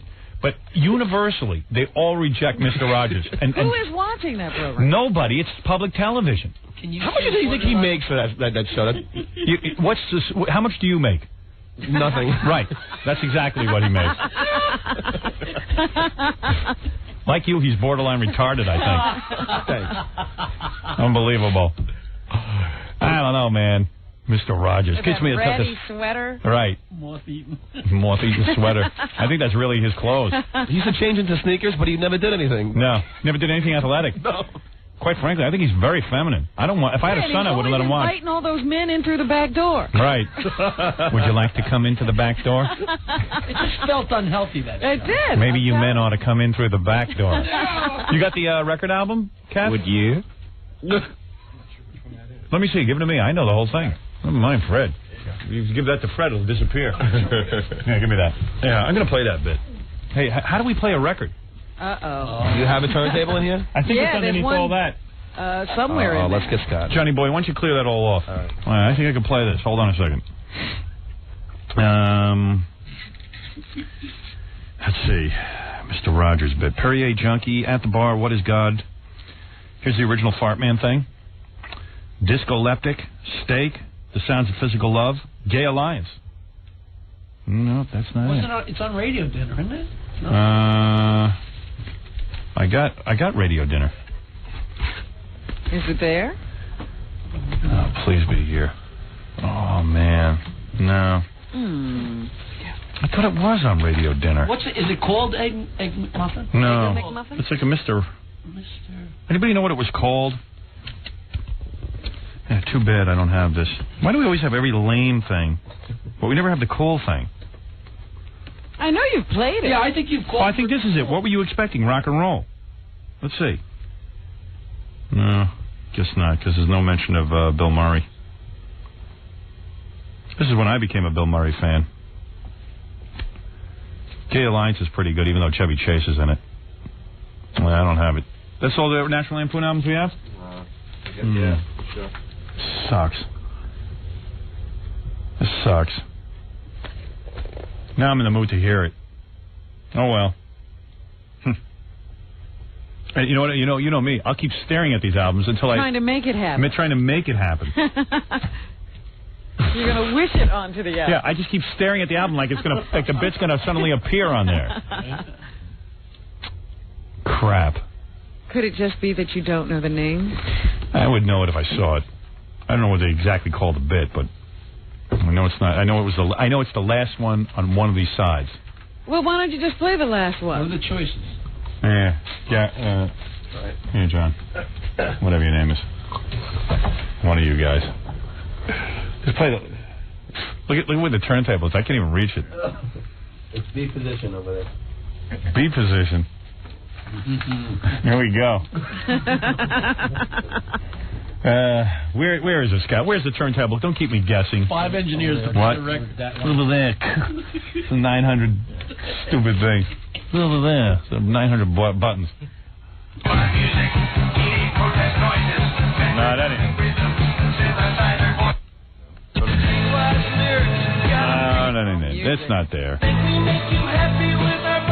Get rid of that. That sucks. Too bad. All right, get rid of this. It's bumming me out, but we don't have it. I've only asked for that bit 900 times. It's just like we don't have the Kathy Lee infomercial. I know I brought that in. Why don't we catalog that? I don't know. Hi, you're on the air. Hey, Howard, how you doing? My name's Hunter. Yes. I wanted to let you know that... That's a weird name. I know people named Hunter. Yeah, well... It's like a fancy name, like you're better than everyone. No, really... Like you're rich or something, you know? It's like Bubba down south. Hunter's like you're rich. Yes, that's one of those names the wasps use. Yeah, I see a lot of Jews now are naming their kid Hunter, like Right, Hunter Schwartz. Jews always cop those wasps. Yeah, I know. Like, Jews just so badly want to, That's true. I'm a Jew. So Yeah, Hunter the Jew. Yeah, that's me, Hunter the How many Jews you know are Hunters? Yeah, I love Jews named Courtney. Yeah. Alicia. Courtney. Courtney the Jew. It's unbelievable. The reason I was calling was I wanted to let you know I was listening to you and Sven the Jew. And by the way, did you see the guy who runs Jägermeister was accused? Did you read this? Yes. The guy who runs Jägermeister was accused of grabbing the Jägermeister girls. No. Yeah, the Jaeger girls. They cute or what? Huh? They're real cute. They got pictures of them in the paper and stuff. Look at him. And he's like Of course 70. he's grabbing. Yeah, big deal. Let him get a little ass. They're Jaeger girls. Jägermeister's weird stuff, We've man. had those girls in here. I got a bottle of Jaeger in my house that's been in the freezer for over 2 years. You have to put it in the freezer? Yeah, well, that's what you're supposed to do, but it tastes like cough syrup to me. I don't get the whole Jaeger thing. Uh-huh. You know who drinks Jaeger? Ralph. So Ralph came over to my house like 2 New Year's Eves ago to hang out with us. And I said, I'll buy you a bottle of Jaeger. I know you dig it. He says, well, put it in the freezer. And it's been there ever since. He never drank it? He had like one thing. But I know you get wacky on that stuff because he raped me. Oh! Well, everybody I've ever known who's done something really embarrassing, they were on Jägermeister when they did it. Yeah. That's right. So, it's rocket fuel. I'm pretty sure I'd molest the Jaeger girls if you gave me enough of that stuff. What is it, Freaky? I black out on Jägermeister. I black out. I'm very proud. I wake up I in the go into morning. rage epilepsy. I wake up in the morning, like, on my floor, like somewhere else, like in my clothes, and I'm like, how the hell did I get here? And this stuff's like lethal. Jägermeister madness. What do you, how much of that do you drink to get in that condition? The last time I had some was 2 nights ago, but I literally. If you have 2 shots, you go out? 2 or 3 shots, and it's just like it's. And you smoke with that? Everyone who does Jaeger smokes. Well, that's. Hey, you went to Amsterdam for a week, right? Yeah. Did you go to all the hash houses and all that kind of? As many as I possibly could. Really? Were you stoned the whole time? No, we left certain things to. I wasn't like stoned 24 hours a day, but 23. 23 hours a day. We have 1 hour free. I'm very stupid, so I didn't really need to be conscious. I took an hour over. Yeah. I can't kill any brain. What do? You went into Came the. back and he said, "It's the coolest city." It's the coolest. You can smoke. You can smoke and buy off a menu. So what do? You went into this little shop. Yeah, and they say have a menu, and they hand you a menu, and it's like a hash menu, and then a grass menu, and they give you there's all different types of stuff. Like I tried some stuff called Purple Haze and Bubblegum and Purple Haze. What was it? Northern Light. Northern Light. Super Skunk. California Super Orange. Skunk. That's what Jackie had. Super Skunk. Super Skunk made me trip. Me and my we were like dizzy. Really? I was like, oh my god! I just put it away. You were hallucinating. Yeah, I was. We were at some like. How many hits? 2, 3. Yeah, they may have some powerful stuff. And I was at a. When it's legal, it's very powerful. Even when it's illegal. I was at a restaurant and I was playing with like. How much does Super Skunk cost? It's 10 guilders for a gram, which is like $5. Yeah, talk English. $5 for a gram. Just about. How many joints is a gram? More. I could make. More than 3. What is all this noise coming out of him? 3 or 4? 3 or 4, maybe more. Which in the States it goes for like $20 to $30. Okay, so then you did Super Skunk and you started tripping. Yeah, I was at a restaurant and I was playing with like honey, and I realized like I was playing for like 20 minutes. I was like, wait a minute, what's going on? You're a whole country full of gumbies. Into the honey. Wow. Hey, you found the bit? Yep. Wow. Want to hear it? Yeah. All right. Howard, listen, the reason that I called was I wanted to let you know the reason that Mr. Rogers did the prayer was the guy is a reverend. Big deal. Well, I'm a reverend. Any idiot can be a reverend. No, right. Who needs him to get on there and start praying? It's a goddamn television event. Oh, I know, but the guy people giving out phony awards. Rosie O'Donnell winning an award for anything is a joke. Those people were leaving there to go have orgies. She's proud of herself because she's as bland as Merv Griffin and Mike Douglas. What's to celebrate there? God, awful. Television.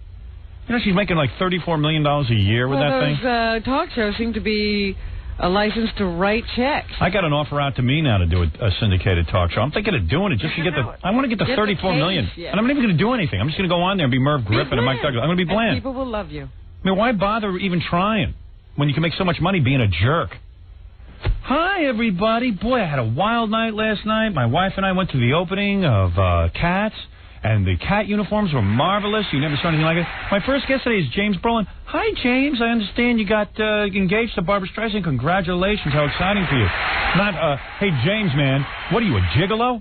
God damn, a good-looking man like you, that's the best you can do? How much more money does he have in you? Yeah, I mean, really? Is that what it's about? You stupid old cow. What do you feel? Your career was revived because you slept with Barbra Streisand. Yeah, what about it? If you did a daytime show, wouldn't you be concerned that you'd have to tone yourself down? Well, that's what I just said. I would do it. I would tone myself completely down, and I'd just make $34 million and leave the country. Wouldn't be so bad. Yeah, why not? Why?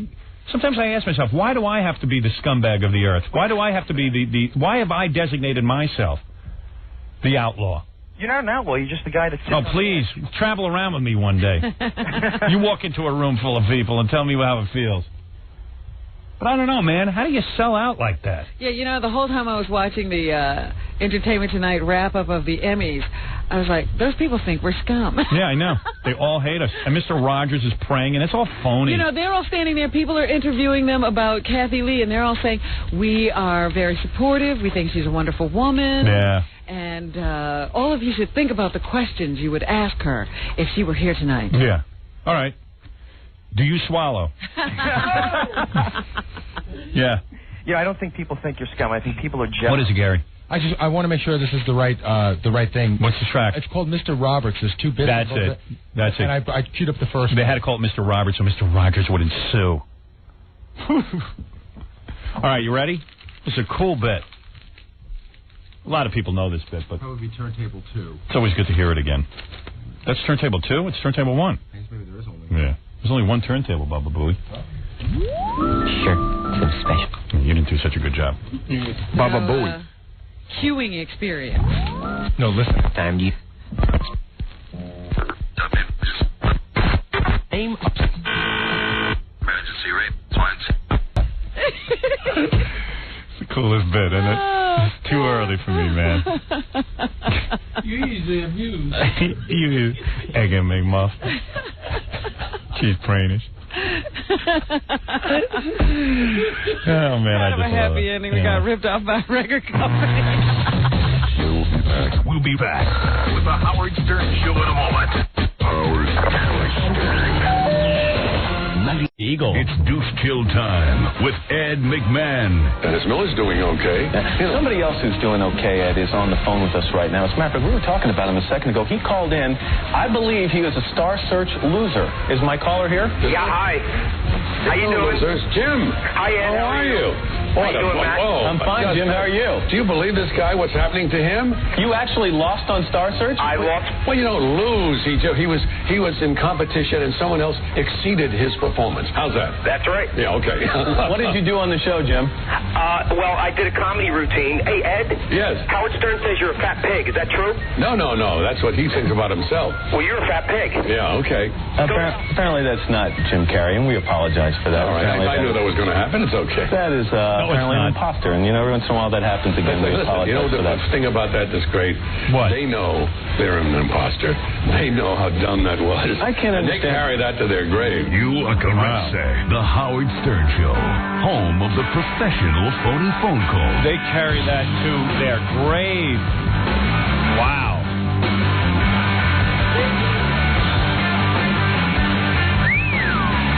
Hey, Mike Walker is AWOL. That's kind of weird. You mean you can't get a hold of him? No. He usually calls in Thursday, goes over everything with Gary, but I don't know. Nothing this week? Maybe something's bugging him.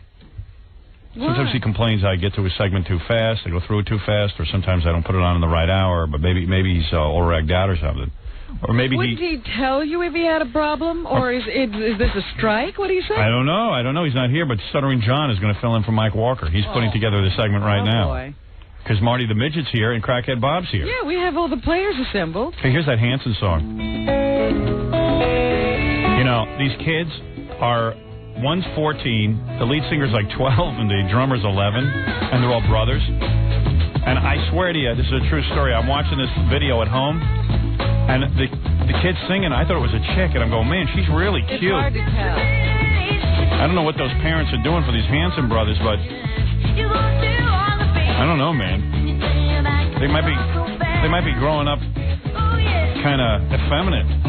I did question whether they were raising these children to be gay. I want to know who buys this record. They claim they sold over 2 million records of this. These little girls or grown guess. men who like little boys. It really is embarrassing. This song is... I wouldn't want to be caught dead listening to this song or enjoying it. Even if I enjoyed it, I wouldn't want to say it. Well, this is the kind of song when they grow up, they're going to be very embarrassed about. Bop. I even saw them interviewed on MTV, and they were describing what bop means, and it actually has like a meaning. Like to little 11-year-olds, bop means something. You should see them, too. They think they're the Monkees. You should see, like, 11-year-olds in a rock video. I don't want to see 11-year-olds in a rock video. It upsets me. Especially ones that I mistake for chicks. Well, they were disturbingly like those showbiz kids. Yeah. Who, know too much and are too sophisticated. Yeah. When they're playing their little instruments, they're imitating adults. It's very upsetting. Bop. Bop. Bop. Bop ticky tock. Bop do bop. Bop ticky tock. Bop. By the way, the Dust Brothers mixed that. Those are the guys who work with me on Tortured Man. Really? Yeah. I didn't know. It's hard to believe. They'll do work with anybody. They don't care. They don't care. They don't discriminate. Which, I dig, because at least they work with me. Dust Brothers are high. They do whatever they have to do. Bop. Bop, bop. Do bop. Do bop. Bop, do bop, ba-dop. It's just a frighteningly... The secret no one, no oh. Yeah. I could dig, I don't mind that somebody's young, but I even dug that. What was that band that put out that song that was kind of cool? You know what I'm talking about from Australia? Yeah. Silverchair. Yeah, Silverchair. Yeah, thanks. What was their song? Oh, this isn't a trivia contest. Don't worry about it. Mbop. Mbop-a-loo-bop. Yeah. Hello. Yeah. What's going on? Nothing. You called me. I live in Lexington, Kentucky, and you're like the king of all media, right? Well, yeah, probably not in Lexington, Kentucky. I don't think we're on the radio there. I know, and it's very disturbing. Yeah. Nobody's more disturbed about it than I am. Well, do something. What should I do? I don't own every radio station. I don't own any radio stations. It's up to a radio station to hire me, you nitwit. How can I do something? You do something. You're there. Why don't you do something? I'm trying. I started a petition and everything. Oh, God. What am I supposed to do? Call the Emperor of CBS. The Emperor, huh? Who's that? Okay, thanks. What am I going to do that I'm not on in Lexington, Kentucky? And I'm sure there's a Howard Stern clone on the air right now doing all my material.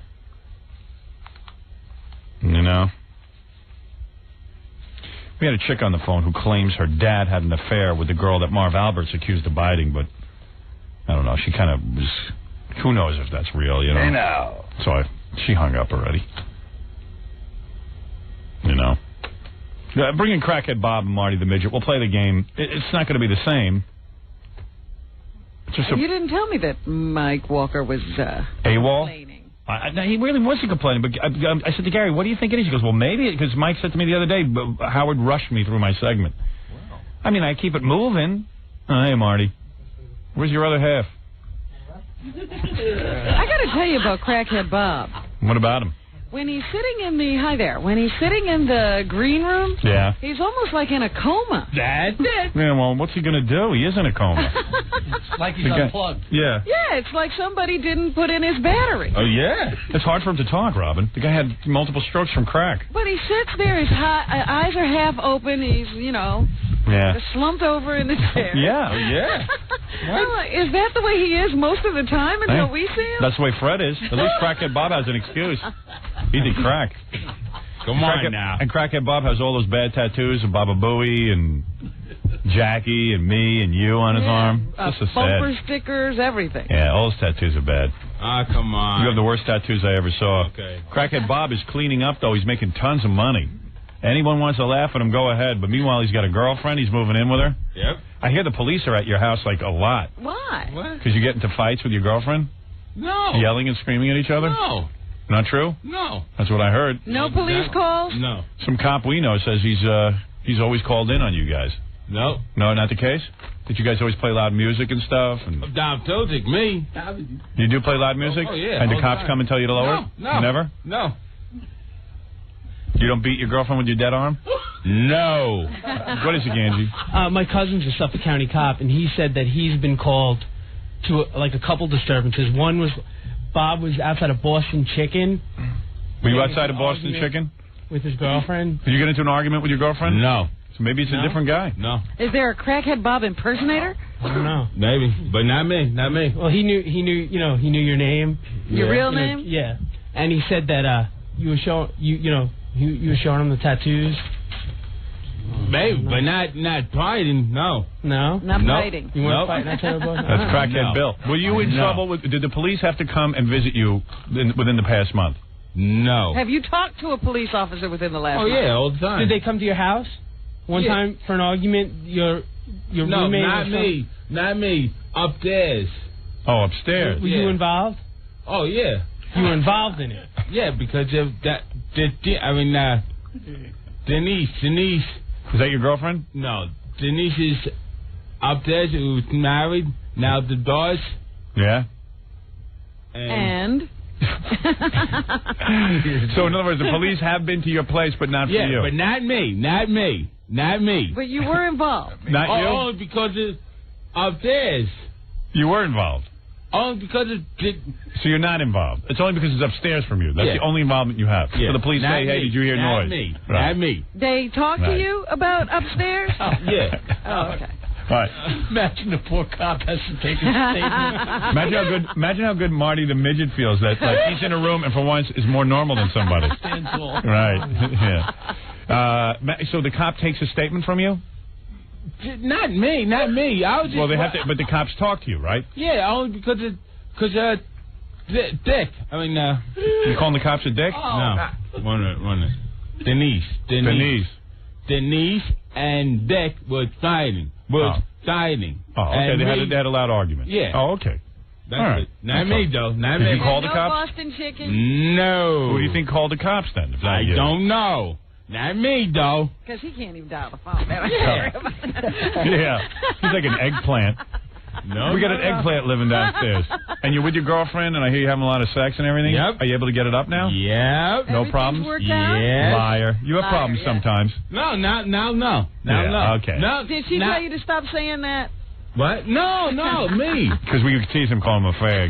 He didn't like But it. now I'm a man. You're telling me that every time your girlfriend wants to have sex, you've been able to get it up. Yeah. You lying to me or not? No, I am. You am lying? No, You're able to do it. Yeah. How many times a day? I don't know, 1, 2 times a day. You are, and you get One it or up. 2 times a day? Yeah, or no, tomorrow's another day. All right. Or tomorrow's another day. All right, Crackhead Bob's busy. I'm going to give you, if anybody wants to see Crackhead Bob, he's going to be all over the place. Philadelphia, New Jersey, Pennsylvania. He's all over the place. I'll give it all to you. But I want to get to the game. Marty the Midget's here.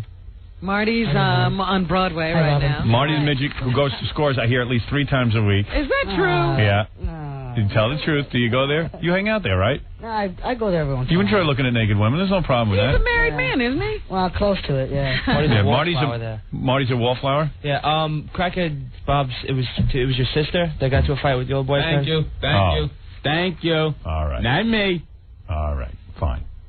All right, we had to straighten that out. Okay. Just want to keep everything straight. Okay. Marty the Midget, you're in Wizard of Oz with Roseanne. Yes. You play a monkey. Yeah, Nico, the commander of the monkeys. Yeah, and you have a full monkey outfit. Yep. All right, and you get some lines to say? Yeah. Give us some of your lines as a monkey. Please indulge us.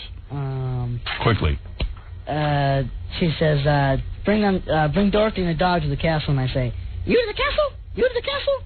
That's how you talk in a feminine voice? Yeah, well, it's supposed to be like kind of like a chimpy, you know. Why don't you just talk in your regular voice? You sound like a chimp anyway. Just say the line. What is the line? It's, yeah, you to the castle? You to the castle? Oh, that's say what about you say? 10 times. And she's supposed Is to it true Roseanne picked you up by one of your wings and broke off the wing and dropped you? She broke off the wing a couple times. She dropped Marty. Pulled my tail off. Man, she's hard to work with. She slaps me every night. Right, so this is a regular gig for you. You're enjoying it. Yeah, oh yeah. I see. And, So and you have a baby now. Yes. Marty the Midget had a full-size baby. The baby's bigger than he is already. Is the baby a midget at all? No chance of him being a midget. Nope. And where's this girlfriend of yours? She's at home with my son. Where's that? In Virginia or something? No, Detroit. In Detroit. Yeah. Right. I still want to see this. He keeps her under wraps. You know, in Christmas time, or when I'm back here. You're still married to her? I mean, you're going to get married to her? You are? When's the wedding? I told you guys in the spring of '98, May of '98. Child to be in college. Yeah. You guys want to play the? We don't have Mike Walker on the phone, but we can play the Mike Walker game if Stuttering John tells the stories. That's okay. Yeah, you want to play? Yeah. You want to play Crackhead Bob? I think so. Yeah. All right. I still don't get this Mike Walker thing. I don't either. He didn't call in yesterday when he normally would have. Mm-hmm. And we don't know where he is. There was no way of contacting him? Uh-huh. I don't know.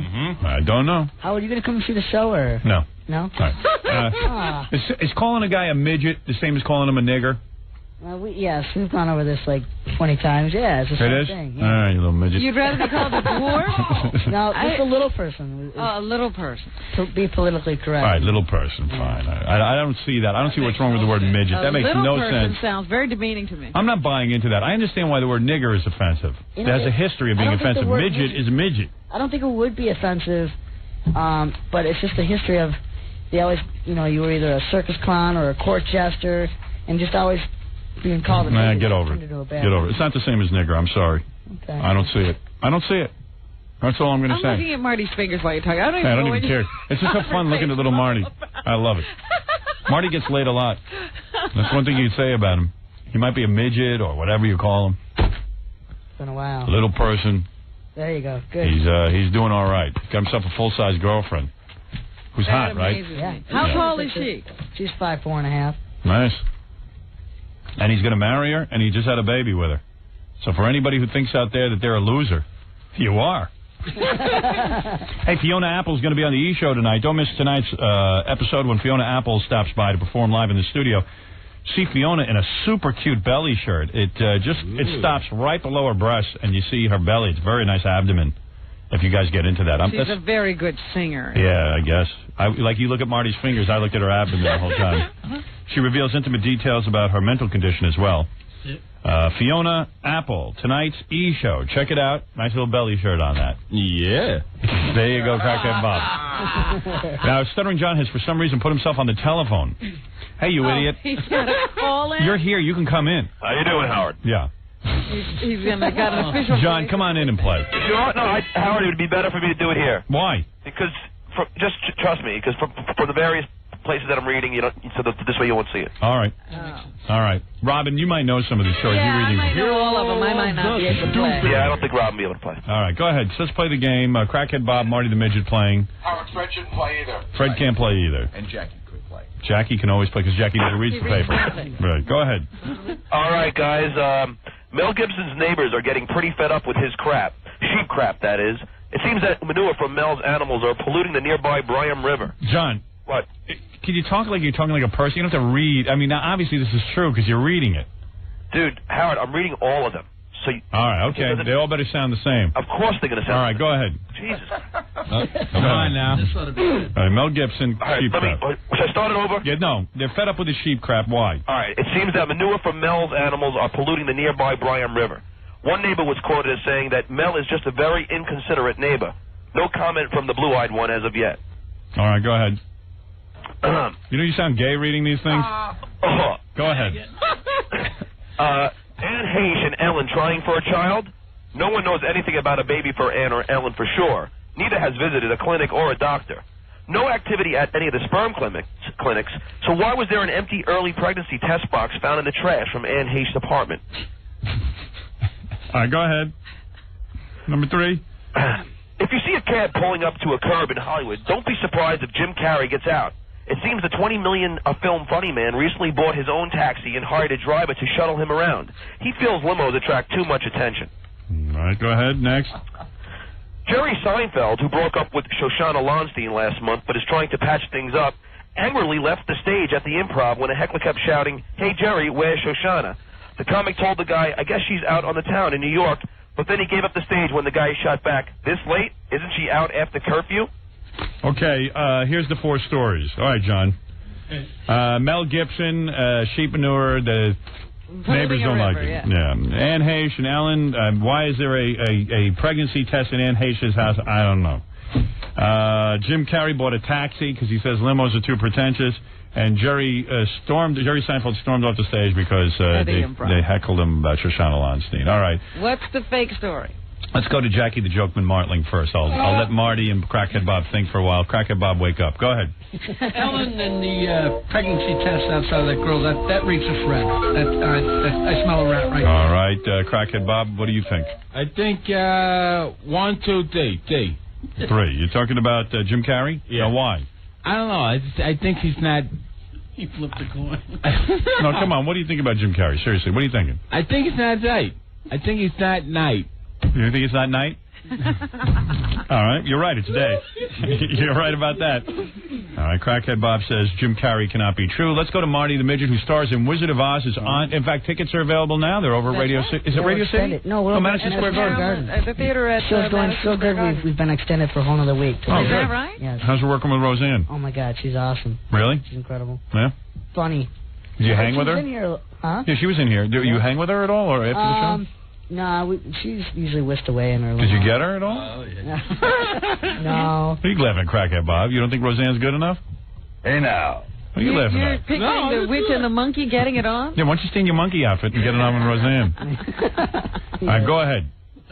I'll go for the Mel Gibson story. Mel Gibson story, all right. Marty the Midget says it can't be true that Mel Gibson. Has sheep polluting a river?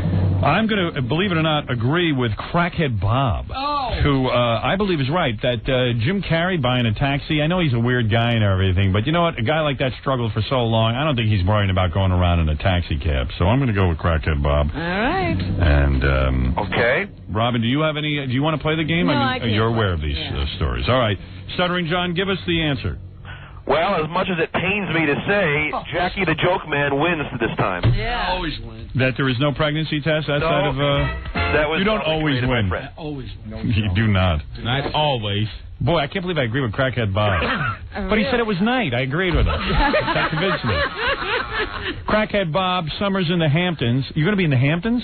Yeah, I think so. What is Summers? Is that a club, or are you just going to be summering there? Yeah, really. Is he just announcing that he got out? What does that mean, Summers in the Hamptons? Is that a club? I think so. It's a club, Howard. Oh, okay. A club in the Hamptons. A club in the Hamptons. He'll be there on the 24th of May. On June 13th, he'll be at, listen to this rundown, Maui Nightclub in Delaware Avenue in Philadelphia. On June 14th, Crackhead Bob moves over to Jack Snyder Tavern in Dunellen, New Jersey. On June 26th, he's at the Fantasy Club in Keyport, New Jersey. There's a hot tub. Yeah, hot tub contest. Club Fahrenheit in Pottstown, Pennsylvania on the 28th of June. July 4th, Spectators in Phoenixville, Pennsylvania. Wow. July 25th, Club 15 North in Westchester, Pennsylvania. July 26th, in Reading Motorcycle Club. In Reading, obviously. Yeah. Wow. What do you get, about $1,000 an appearance? I don't know. What do you get? You know what you get. I don't know. Denise don't lie to me. You know. No, Denise knows. Does your sister dole it out to you? What? In other words, do you know what you get in appearance? Or who pays you? Who receives the money? Denise. Denise is your sister. Yeah, she's the manager. And she hands you the money after the gig? Yeah. Or does she And put what do it? you do with it? Do it my money and then for more appearance. No, wait a second. You get paid by, let's say, the Summers in the Hamptons. Yeah. Okay, the club owner. Denise takes the check. It's paid by check? Yeah, or money. Just money. Or cash. Does she hand the cash right to you? Does she take a percentage? What is the arrangement? I get. How much do you get out of $1,000, let's say? But I don't know, you know. When you get done an appearance, how much money is put in your hand? Do you know how much does your sister take and how much does she give you? If 1,000. Yeah. Okay, then.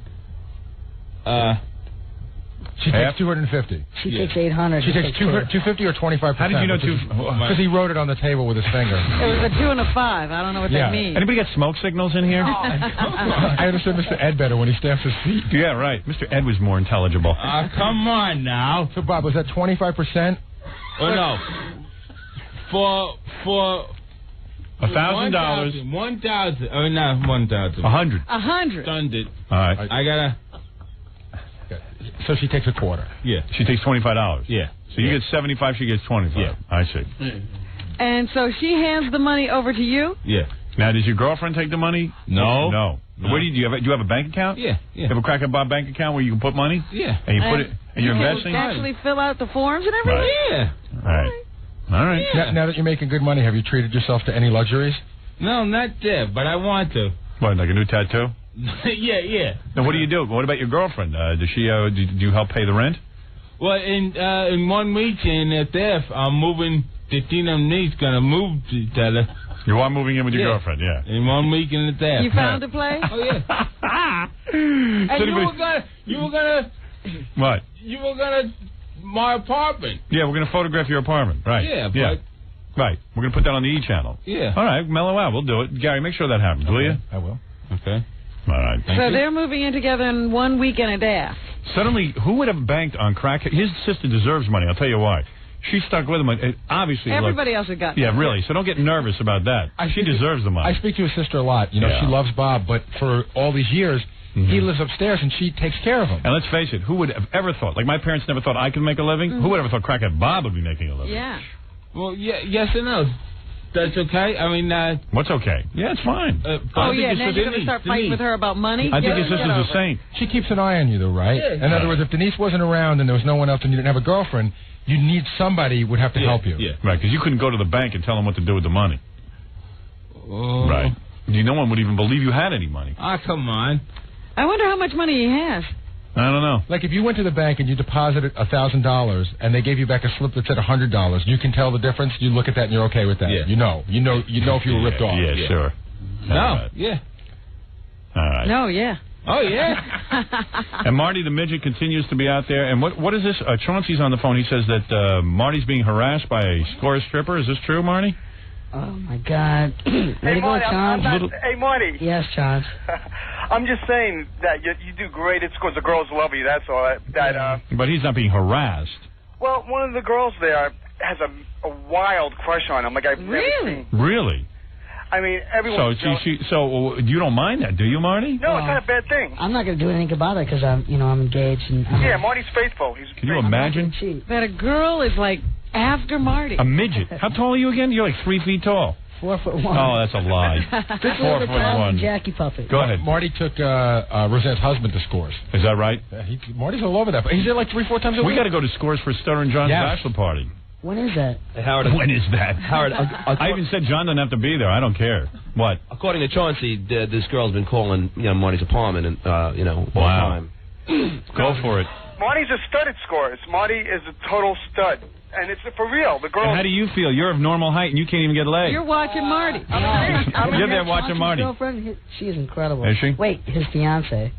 Oh, right, Chance? She's beautiful. Oh, gorgeous. All right. Well, very good. She loves you for that tattoo? There's a midget who's getting girls. Sickening. It's not right. What is None it? of the scores. Now, how many times have you been to Scores? None of them have ever called you once you left. No, nobody calls me. Nobody. Now you know where you stand. You know what the worst is? Like, we leave, and some of them leave a little bit earlier. They start to trail off, so they go in, they cash out, and then they get into their street clothes, and you see them in front of the club, and they act like they don't know you. Let's bring James Taylor to Scores. Well, he'd be a lot of fun. What is it? When would you want to have the party? What, your bachelor party? Whenever you can't be there. Who needs to party with you? When are you not available? Right. When are you busy? I don't know. I need another Scores party. You want to go to that? Yeah, get in line. So does everyone else. Who, you? You're on me. Nah. Oh. You're too goofy. Oh, okay. You don't know how to really handle yourself. Oh, You chase all the girls out of the party. Come on now. All right, everyone go see. That's got to make you feel pretty bad that Marty's being chased by Scores women. Yeah, it makes me feel so bad. I'm gonna throw them both out of here now. Hey, listen, you know what? You actually made me vomit one time this year so far. Is that right? Yeah, I was in Detroit. So I kicked you in the stomach. Big deal. Don't bring it up. Come on. No, seriously. Yeah. I was in Detroit on my way to work, and you had that guy who ate your burger. Yeah. And my ride to work is like 45 minutes, and I was like, turn it off, turn it on, the whole way there, and finally I had to pull. Made you puke? Yeah, I had to puke. Good. Wow. Good. That was incredible. Thank you very much. What are the call letters in Detroit? Do you know? No. I just know it's I think it's 97.1. All right, I'll tell you in a minute. I got it written down here. Detroit. I'm on the great radio station WYST 97.1 FM. All right. All right, I got to take a break here, Rob. We'll come back. We'll do the news. You guys want to hang out for the news? You can. No problem. You want them to hang out for the news? Why not? All right, why not? Crackhead Bob never has anything to contribute. Marty, we know the guy running CBS Television. We're going to try and fire Dan Rather and let you do the news for the 6 o'clock and 6:30 news. That'd be great. Marty the Midget News. I should have my own talk show, you know. Stand on the desk. Absolutely. I should. I take over Springer any day. You'll be the Queen of Small. All right, we'll take a break and we'll come back and we'll do the news for you right after this. You're listening to the Howard Stern Show. More in a moment. 97.1 The Eagle. Hi, this is Sarah the Transsexual. Hey now. And you're listening to Howard Stern. And take it from a girl who lays it on the line, who's got the balls to tell you. Oh, no whacker. That Howard is real, dynamic, sexy as hell. And he'll give you a time like you'll never forget. Come on, spread like locks for me. Being with Howard is the ultimate experience. Don't get so turned on. Let's hear her real voice. Yeah, I want to be a Marine, too. Nasty. Yeah, she almost pulls it off so she goes into that real guy voice. Wonder how her feet look. I bet you she has pretty feet. All right. I was going to say, ask Eddie Murphy. Uh-huh. He might have seen them.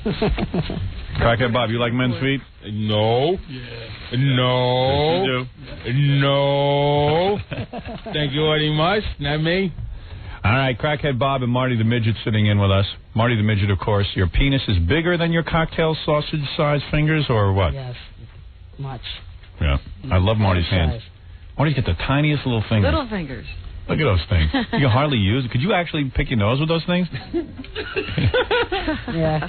That's wild. I don't hardly ever get a stuffed up nose or anything. So. Wow. Do they freak you out too, those little fingers? If there was one thing I could change in my body, it would be my hands. Right. But are your toes tiny too? No. No, it's just I mean, they're just average toes. Yeah, tiny. Yeah. Little tiny hands. You don't wear jewelry or anything, do you? Well, not rings. Right. I'm not until I get my wedding ring. I don't know if I'll wear one though, because that'll just make my finger look even smaller, you know. Right. Take up Bring all my attention, knuckles. yeah. Can your girl feel your fingers when you use them on her? Oh, here we go. All right, who cares? All right, anyway, Robin, what's in the news? Everyone's anxious. It's a Friday. They want to hear what you have to say. You always know what the people want to know. Right.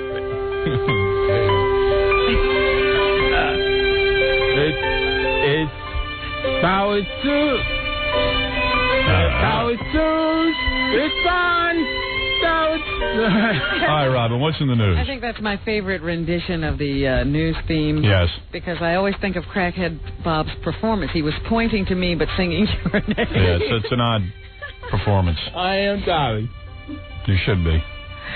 Up in Connecticut, there's a guy who's a little bit sorry about a stomachache. What happened? He's an alleged drug smuggler from Connecticut. He's behind bars this morning. What, did you swallow a bunch of balloons? 49-year-old Ernest Hinton was arrested after he checked himself into a VA hospital, complaining he didn't feel well. Doctors discovered he had swallowed more than 200 grape-sized packets of hashish. What did he wrap them in? Balloons? I don't know, but he wasn't able to pass them. I like how a guy goes, instead of like being honest and going, hey man, I swallowed a bunch of hashish and some packets. He's like, I don't feel well. I have a stomach ache. Yeah, like, you know, like, dude. Tell him what you did. The doctor's going to figure it out. Using laxatives and a rectal scope, doctors were able to collect the evidence over a period of 4 days. That's some strong, I was going to use the S word, but... Hey, Crackhead Bob, don't you be laughing. Look what you did to yourself. Come on now. Yeah. Hinton is now being held on $200,000 bond. Right. Pretty wild, man. Yeah, that's kind of embarrassing. Huh? Passing those little packets of hash. And the scope, man. Yeah. I had to go to the scope. Oh, yeah. Yeah, we see a little packet of hash right here coming out of the colon. Somebody hand me a forceps. The human anus wasn't... I think I can deliver it. Yeah. The human anus wasn't meant to develop, to pass, rather, these little packets. But a lot of people actually manage to do this. Wouldn't you, like, swallow, like, maybe 3 packets and see if you could pass those and then do the 200 thing? The guy just wanted to have one big score. Yeah. Do a test run. And how do you tell what's hash and what's duty? Duty, man. You end up smoking your own duty. Oh. Dude. That's some strong stuff. Well, you know, your own. Think of all you guys smoking it. You right. don't know what you're smoking. That's why I don't smoke anymore. That's it, baby. Drug-free. Don't do drugs. Or drugs. Okay, same time. You're the last person to say that. Don't do drugs. Don't do dogs. Not Dogs. nice now. Don't do dogs. Don't do dogs. There are people out there now climbing up their dogs. You know. What else is in the news, Rob? Marv Albert held a press conference yesterday. It made a lot more sense than Crackhead Bob. to declare his innocence. It was actually gobbledygook. Marv called a press conference to say exactly nothing. Right. We had the whole press conference. It was a minute and a half long, and he said nothing. And he didn't answer any questions. Right. He showed up with his entire family and the girlfriend. We asked him point blank, do you sleep with that hairpiece on? And he would not even answer that. I don't even think he looked at the guy yelling the question. Yeah. Talk about a cover-up. Meanwhile, we find out more and more about the woman who has accused Marv of biting her 15 times and then forcing her to perform oral sex. Right. It seems that she has lots of experience with the police. They say that she has tried to overdose with 25 Xanax pills. Who hasn't? After telling police officers that she was depressed over continuing marital problems. She told cops in August of 1984 that a woman who believed that who she believed was the wife of a guy who had tried to pick her up had thrown a rock through the windshield of her car. In January of 1984, she told cops the son of a male friend called her home and threatened her with racial slurs.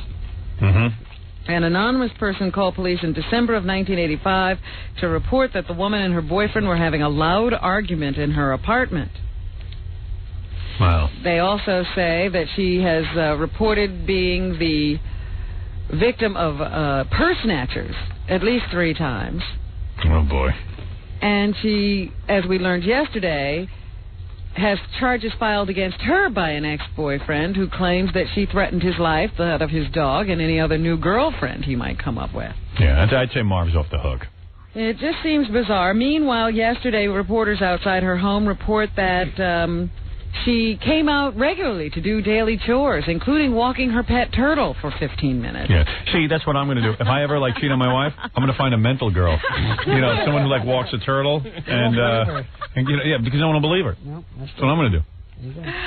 She said to reporters, "I'm not going to be incarcerated in my home. Now I'm having fun." Fine. Another time, she boldly asked a photographer, am I going to get a modeling job out of this? Do I have pretty teeth? And still at another point, she lounged in a beach chair in front of her house reading the New York Post and offered her opinion on the Kathy Lee Frank Gifford situation. Yeah, what's her opinion? She said that Kathy Lee's husband was set up and he's such a fool, he went for it. He's a fool. A nice little piece of ass in a hotel. He didn't know there was a camera. She's supposed to know. How dare she? Meanwhile, her ex-husband is siding with Marv Albert, or her ex-boyfriend, the guy who accuses her of threatening his life. He says Marv Albert seems like a good guy to him and he wishes him well. Yes. A story that at the beginning of the week appeared to show that Marv Albert was some kind of a crummy guy. Right. It's beginning to look more and more like it's poor Marv who's the victim. Right. Is that you, Marty? Yeah. You do a Marv Albert impression? No. That's a midget doing an impression of a guy. Yeah. Sounds just like him. Kelly Flynn escaped the court-martial that she was facing as a result of adultery charges that could have landed her in jail for 10 years. Instead, yesterday she accepted a general discharge from the Air Force. She's the first female B-52 bomber pilot. Oh, she got a discharge. Yes, a general, not an honorable, which she had requested. She finally took the deal for a general. Right. It means that she will not be able to fly for the military anymore. The head of the Air Force, the people who run the Air Force, decided that because she had been so untruthful when dealing with them, that they had to punish her in some way. Want to hear a 6-year-old who wants to stump Jackie the Joke Man? Okay. Was that you, kid? You guys ruined it. He had to go to school. Oh. I'll tell you the joke he was going to say. Nah. It's not the same when an adult does it. I know. Should I have him call back tomorrow? Yeah. Well, I guess tomorrow you're not going to be there. When are you going to be there again? Well, we'll show up tomorrow just for that. We'll see you Tuesday. What? Go ahead, Robin. Meanwhile, they say Flynn is considering her career options now that she has taken this general discharge. She plans to apply for a waiver that will let her fly for the National Guard, maybe in the next year. Under the terms of her discharge, she is not allowed to fly in the reserve, so maybe she'll ask for a waiver at some point in time. Sequel to Jurassic Park is expected to be a monster hit in more ways than one. The Lost World officially premieres today, but theaters around the nation were allowed early showings last night, including here in New York. They weren't allowed to roll the film until 10 p.m., so it wouldn't be over until about midnight, thus qualifying for the important holiday box office count for the weekend. Movie houses in Los Angeles, New York, and Chicago were jammed, but ticket takers in smaller towns report less than sellout crowds. So I saw one review in the New York Post, and it was like 3 stars. That's a pretty damn good review. Yes. They said it's a pretty good movie. It's not as good as the first. I didn't think Jurassic Park was all that good, between you and me. I thought the story was rather weak. Very weak. I thought the puppets were pretty cool. Because that's all that is. They say the puppets are even better in this. Yeah, but they say there's even a weaker story. So it's better puppets. Weaker story? Weaker story. Well, here is Jeff Goldblum, who returns in the sequel. I'm convinced Jeff Goldblum's a puppet. He's not in any real movies. Very happy. Yeah, I mean, he's never in any real movies. He's always in puppet movies. The Fly, yeah. Jurassic Park. Yeah. But I've heard that some of the movies that he's done have made more money than any movie that Stallone or... he's one of the biggest... Yeah, he does all these big movies. Yeah, but they're not ever because of him. Right. No, but I mean, he's involved in... Hey, he don't care. It's Independence Day. It's going to make money. Yeah. Right. I feel overwhelmed with the gratitude and luck about being in these movies, I think, and it's great that people get as big and wide a kick out of them as they do. I've been lucky all along to do a variety of movies, and I hope dearly that continues. He's a weird guy, but I kind of dig him. I find him so cute. Oh, you do? Yeah. I think he's cool. Thank you. Thank you. I don't know why, because he's not really attractive. Yeah. But there's a quality there. I've heard people say that about me.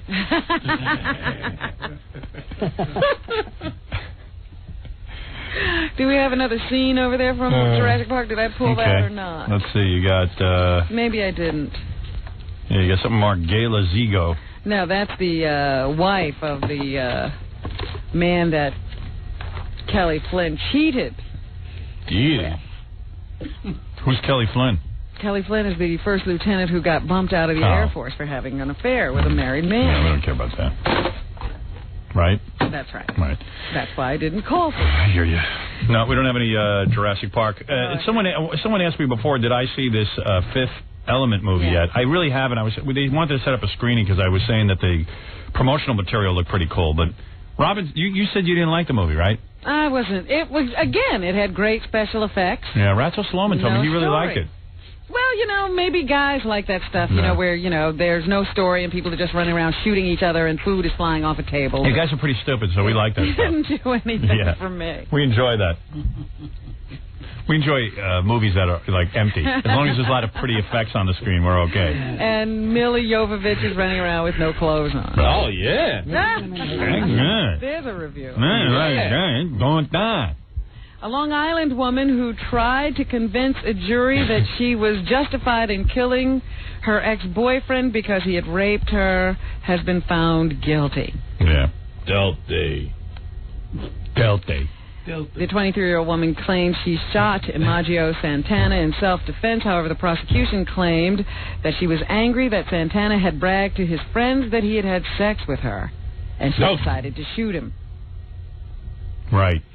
So that rape defense did not help her very much. She's going to have to go to jail. Yeah, girls. You just can't... 25 years to life in prison when she's sentenced on July 14th. You just can't go around killing us guys and then claiming rape. They were calling it rape trauma syndrome. I see. I've had that. Yeah? Yeah, my proctologist gave me one of those colonectomies, and I went through rape trauma syndrome. Oh. I've never had that big pipe in my butt. Oh, you have something to look forward to then. Won't do it. Rather have cancer. Take my chances. You'd rather take the big C than the big tube. I think I could fight that better than a pipe. Last man who tried to put a pipe up there got his ass whipped. Kicked his butt. New York Yankees pitcher Dwight Gooden admits he scuffled with a Texas cab driver last week in a dispute over an unpaid fare after a ride from a topless bar to the team hotel. He's always in trouble. Can't help himself. No.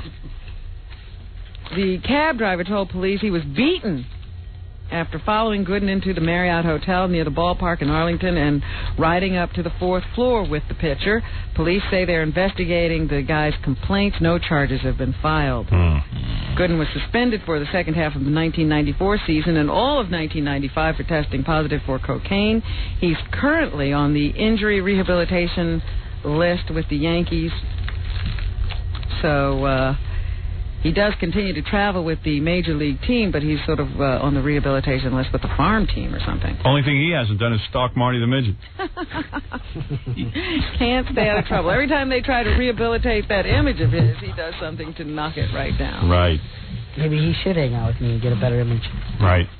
I love you guys. Always coming from the topless bar when you get into trouble. Yeah. Topless bar leads to trouble. I gotta go over to the topless Not bar like today. You're never coming from church. I gotta get over to Scores. I'm due a party. I think you should do my bachelor party if you don't do John's.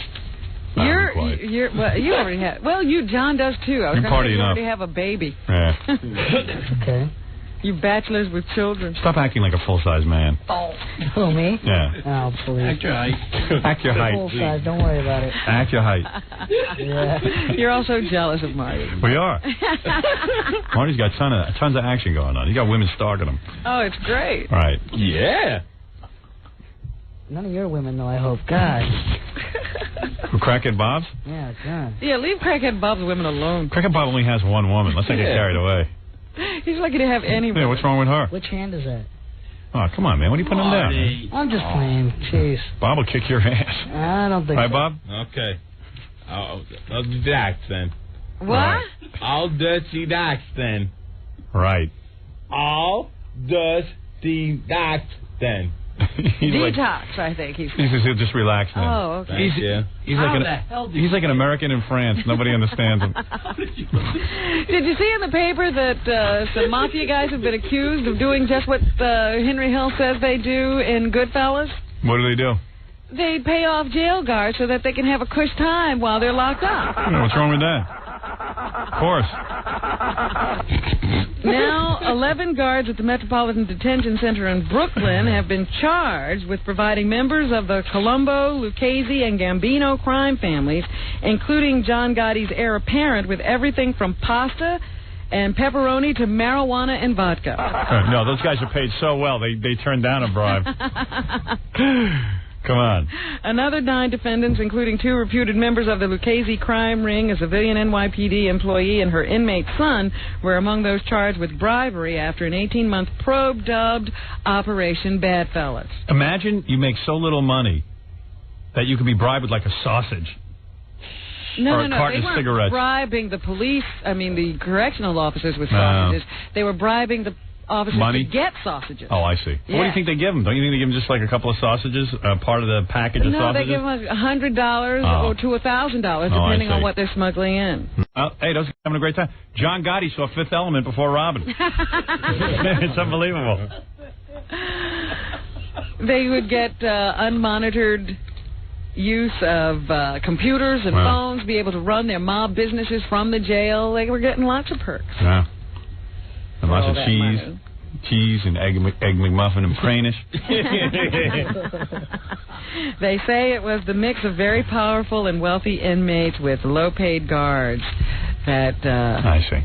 created this perfect lure for corruption. But they act like this was a surprise. Right. You can also get broads in prison, too. Oh, yeah. Well, they didn't say anything about the guys wanting broads, which I find. What are you saying? As well. I'm gay? They wanted sausages. Anything else in the news, Robin? Yes, the Jägermeister people are in trouble for touching the Jägerettes. Just one Jaeger guy, right? The owner? No, they say all the execs. Oh, really? Liquor company execs pinched and groped mini-skirted poster girls hired to push Jägermeister to frat boys, according to a lawsuit that has just been filed. You got pictures of those Jaeger girls? Right here. Now, let me see that.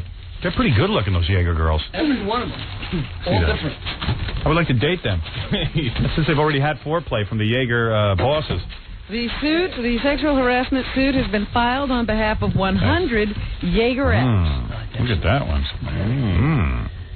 Hey now, that one's not so good. Yeah, they're all good. That one's good, though. That one's good. Even the head of the country, Sidney Frank, has been accused. He's accused of fondling and even forcing his tongue down the throats of sexy spokeswomen during appearances at bars and clubs. And he's 76 years old. God, I guess it never ends. Right up until the time you die, you're horny for chicks. The girls are required to attend dinners and other functions with the guy, Sidney Frank, and he would hug, tongue kiss, and fondle their breasts and buttocks. You know. He also offered them trips. Hey, he was on Jaeger. What's he supposed to do? Additional work in exchange for letting him grope them. Jaeger knock you right out. Appears he should have let the girls drink a little bit before he made his move. Yeah, he made a mistake. Yeah. Well, a lot of these girls, it looks like they got a girl from every persuasion. Like they got a black chick. They got it looks like some kind of blonde-haired, Norwegian type chick, and then they got like a Jewish chick. And an Arab. Yeah, like an Arab-looking kind of chick. Right? Yeah. Like an Italian chick. Smiley Irish girl. Yeah, and then you got this old man in the middle with his Jaeger, and they're all holding Jaeger. They're all smiling there. Oh, yeah. And I can see both his hands. Right. They're in his lap. Did you notice? That's cool. Yeah, women in California, Texas, Florida, Indiana, Massachusetts, South Carolina, Colorado, and New York were groped, hugged, kissed, and whatever by company employees. In response to complaints, the models were threatened with the loss of their jobs. When's the last time you got laid, crackhead? Yesterday. Wow. Unbelievable. You met this guy. He was he was at the front of a line at one of my book signings. He's been camped out for 3 days because he had no life. Now he's making thousands in appearances, and he's got a girlfriend. Wow. That's it. Right. You're on a roll. You feel good about yourself, right? Yeah. You're happy you OD'd on crack. Yeah. Well, I don't know about that, but... Yeah. Well, you never would have been on this show. No. If you hadn't been on crack, so I guess it paid off. Yeah. Thank you for everything. Yeah, you're the king. No, you're the good to be the king, right? That's it. That's it. Whatever happened to your buddy Hank? Hank the Dwarf? Yeah. Haven't heard from him. Probably drunk in a gutter or something. Marty got all jealous when we had Hank the Dwarf on. I wasn't jealous at all. Thought his place was being taken on the show. No. I was like I was cheating on my bitch. Getting all jealous over Hank the Dwarf. Oh, we'll never drop you. Yeah. Well, we will if Hank comes back. Oh, yeah. Hank's pretty funny. He runs around drunk in a Superman costume. I'll drop him. Yeah, it's pretty funny to see a little guy, sort of staggering and falling over. You want to wrestle him, right? I wanted to fight him. Yeah. Wrestling. You want to fight him? You want to box him? Yeah. I'm up for that. I'm serious, man. Well, if Hank the Dwarf wants to fight, we got a midget here who wants to fight you. Come on. You putting out a call? Yeah. Marty's supposed to be a real good boxer. So, there you go. It's like a little bullet. What else? Anything, Robin? Yes, I don't know what's happening in our schools. In the last couple of weeks, I've had a number of stories about teachers who have been charged with various kinds of sexual abuse of their students. And there's another one today. A Brooklyn junior high school teacher is accused of forcing a 13-year-old girl to perform oral sex. Crackhead Bob all upset. He was arrested yesterday more than a month after a janitor reported the incident to the principal. And now they're asking why the principal failed to act. It's the fourth sexual abuse incident to Rock City schools in 2 weeks. Wow. Very sad. A custodian caught the teacher and the student in the locked music room and immediately reported it to the principal, but nothing happened until May. After the janitor called the main office He said that he tried to report it at school and get the teacher accused of something or reported, and nothing happened. I think Hank the Dwarf would kick your ass, Marty, because he's bigger than you. Yeah. Look at your reach. You got the reach of a Barbie doll. Yeah. Look at that. Well, these things don't seem to help you in sports with smaller people. That's true. Also in the news, they now say Colorado prosecutors believe there's a real possibility that a mystery intruder, right, and not the parents of John Benet Ramsey, are responsible for her death. Who's saying that? Prosecutors in Colorado. Really? They don't think the parents did it? In court papers filed in Boulder seeking to keep investigation documents sealed, the district attorney's office said it had found no smoking gun in the 5-month-old case and was re-examining old leads. So they don't now think it was the parents, I guess. Oh, man. The Ramseys have consistently denied any involvement in their daughter's disappearance or the writing of the ransom note. Oh, there you go. See? There, all you people who had them convicted, maybe it ain't so. That's right. Police pulled the body of a man who had been stabbed from the Central Park Lake early today and arrested a 15-year-old boy and girl in connection with the killing. The victim is in his 40s. He was found floating in the lake around 3 in the morning by officers who responded to a 911 call. His throat had been slashed and he had a number of stab wounds in the body. Investigators believe the stabbing was done by the boy in a dispute and that alcohol was involved. Oh. Cold. Makes you old and makes you stab people, I guess. Yeah. Anything else, And Rob? finally, yesterday, Jay Leno was celebrating the 5th anniversary. Were you on the show? I don't think so. I think that was earlier in the week. Oh. He's been celebrating all week, apparently. He's drunk with happiness. What a celebration. He 5 years on TV. Star-studded review. Guests included Senator Bob Dole, Magic Johnson, Cindy Crawford, who planted 5 kisses on Leno's cheek. Really? Mel Gibson, Jerry Seinfeld, and country singer Garth Brooks.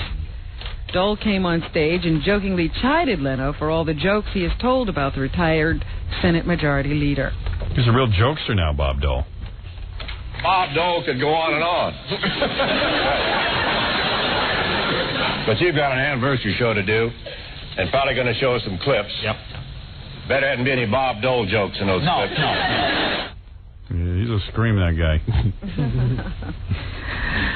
Everybody loves that. Hey, I like him on these talk shows as long as he didn't become president. That's what I'm glad. I'd rather see him on. Funny now. Yeah, now he's fine. Now he's got almost a personality. And one of these days, you may not be able to get a test for Down syndrome before your baby is born. Because they make it more fun. We're missing all those Down syndrome babies. They say that the guy who created the test is demanding royalties. Yeah, why not? He should get it. That's a cool test. That could discourage the labs from doing the test. Oh, please. The guy deserves it. Man, if you invent something as cool as figuring out if a baby's retarded before it comes out, why not get a little payoff? I mean, everybody else gets paid off. Why shouldn't that guy? And behind that guy. As a result of that request, some labs say they might have to stop performing the test, which is used to determine the risk of a chromosomal defect known as Down syndrome. If so, that would mean many pregnant women would go without being screened for the defect. Those babies are so cute. They smile all the time, So we'll be seeing a lot more Down syndrome babies? Well, they don't know yet. It's not a foregone conclusion. Great. Potential listeners. And yesterday, CBS not only had a shakeup at the top. You know our ratings went down since they started doing that Down syndrome test? We used to have a big Down syndrome audience. Was, proof positive. Yeah. I like Down syndrome because you hire them as drive-up clowns at the fast food restaurant. Yeah. But Your Honor. The hamburger. French fry? What? French fry? Sure, 2. 2 French fries. All right, be quiet. That's horrible. Of course it is. It's terrible. Yeah, come on now. That's Friday. Anyway, I was just saying that there was a shakeup at the top of CBS, now putting the guy who runs the CBS radio division in charge of the CBS. That's our friend, man. That's our man. That's our man, Mel. And they announced their fall lineup, and it does not include Ted Danson. Yeah, I told Mel, get rid of Ted Danson. God damn that guy, that bastard. He ain't funny. You know what Ted Danson has?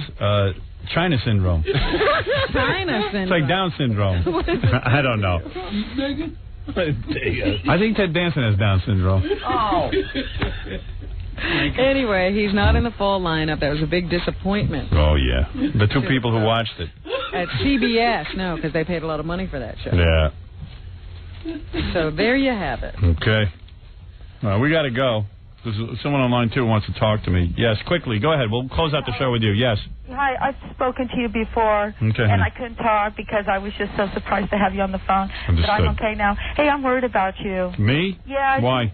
I've seen you on TV so many times. Thank you. Which I enjoyed. Oh, I love you. Of course. Great. You're a good man. Everyone loves me. Well, why are you worried about him? Because he's always sitting in that chair, and when he walks, he doesn't walk with his back straight up. Right. And I'm worried. I'm just concerned. You got to worry about your health. What do you mean my health? What? Because I walk... I mean, I don't... I'm a hunchback, that's all. Does he look sick? Well, it doesn't look good. I don't care if I look good. Listen, it ain't about looking good. It's about sounding good. In that chair. I'm not trying to be argumentative. Well, leave me alone. Don't tell me. I had my mother telling me my whole life I don't walk. Well, my mother... It doesn't affect your health if you don't stand up straight. Yeah, but it affects... I'm tired. I got the weight of the world resting on my shoulders. Yeah, go out and do something. I'd stand up straight if I had a little young chippy on the side, I'll tell you that. Yeah, you should get out of town. Well, maybe I will. Maybe that's the best place to have one. Will you come down to Northern California? Oh, be quiet. Who cares? Oh, shut up, you stupid thing. Right. You know what it is? I'm out of shape. My breasts pull my shoulders down. No, is that it? Yeah. I got to get a new training bra. Robin, have a good weekend. Everybody have a good Memorial Day weekend. Crackhead Bob, we'll all see you. You got a bunch of appearances. I'll mention a few coming up on the 24th of May, which is tomorrow? Tomorrow? Yep.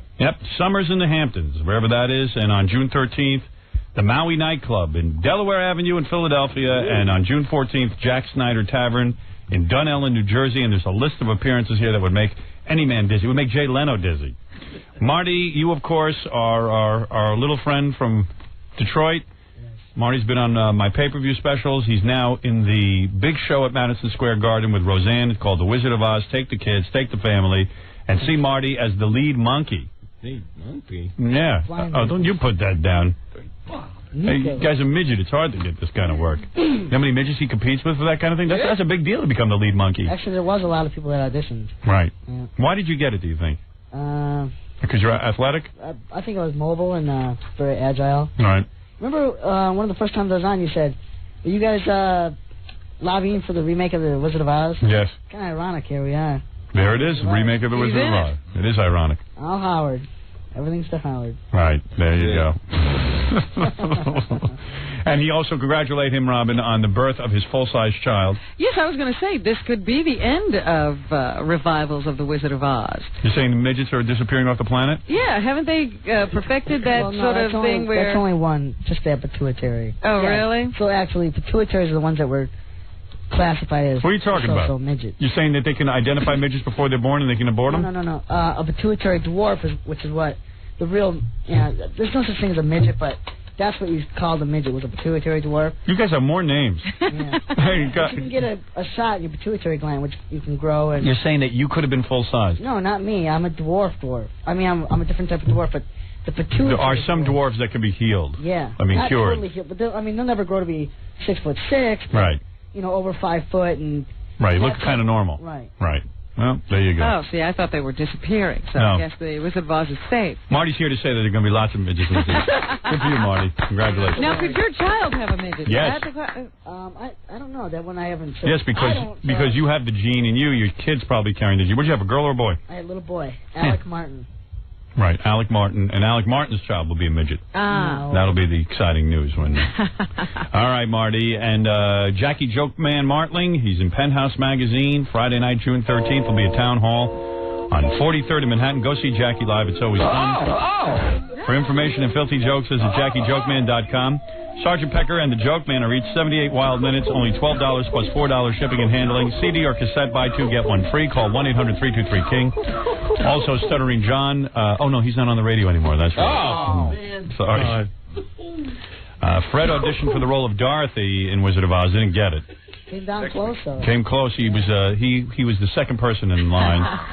Go see Steve Grillo in Grandma Sylvia's funeral. He's in that. And also 718-BAG-5040 for my man Scott the engineer. He's got that little disco business on the side. He'll spin the records at your party. What is it, Baba Booey, quickly? You know, it's really funny. That guy Logan's been on the air for like a week. Yes. And, John was always complaining he couldn't get any musical acts to come in. I think they've had 3 or 4 in this week already just for Logan. Really? Yeah, they're giving him all the support. Who's going to be on today? I don't know. I don't know what's coming in today. Everyone's behind Logan and bailing out on Stuttering John. That's what it appears like. That's what it appears. Hey, can I mention where I'm going to be this week? Go ahead, quickly. I'm going to be in Las Vegas for a big concert with the President of the United States and the Mighty Mighty Boss Tones at the Silver Dome. Silver Bowl.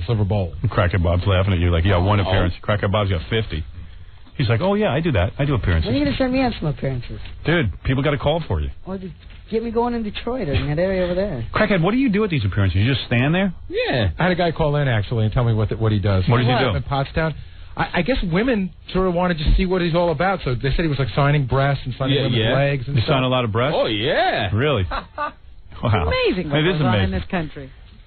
And do you sign things? Oh, yeah. Is that what it basically is? Yeah. They talk to you and stuff? Yeah. And you. Right. They want you. Right. They want to talk about me and things. Right. Like, what do you know about him? Yeah, what do you say? What does it matter? I don't know. Yeah, who would understand it? Do they laugh at you, or do they treat you with something? When I leave, then. Then they talk about it. Yeah. When I leave. How sad it is. Yeah. Right. Because when he walks in, half the fun is like he's dragging his leg and his arm. Well, he's carrying the arm and dragging the leg. Right. There's a whole bunch of baggage you carry around with you. What is it, The guy's at Human Museum. He's got his tattoos. Did you go cover one of his things? Yeah, we covered him at the Long Island Brewing Company. Yeah. And I think what these owners of these clubs do, they just have him do goofy stuff because they know he'll do anything. Right. So, like, they had him on stage, like, singing, like, karaoke, and, they'll pretty much make up anything, and he'll do it. We did something great. We put together a not a rock video, but like a rock video commercial of Crackhead Bob singing different songs from Van Halen. It's one of the all-time best bits. When are we airing that on E? They're working on it now, so yeah, it'll be good, soon. because it's great. Well, I was wondering. I mean, Crackhead Bob says he plays loud music at his home. What kind of music do you listen to?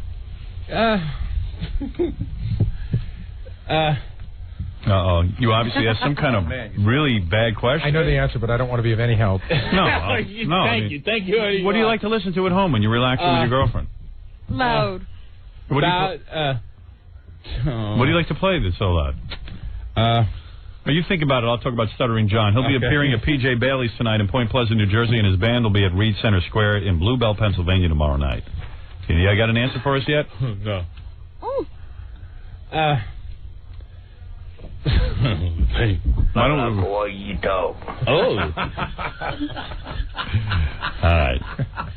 Listen, I was going to play the thing of Crackhead Bob singing, but you know what? The hell with it. Just can't take it. We'll never know the answer to your question, Robin. Yeah. Go home and go home and think about it. Figure out what you play. No, all the dates. All the tapes.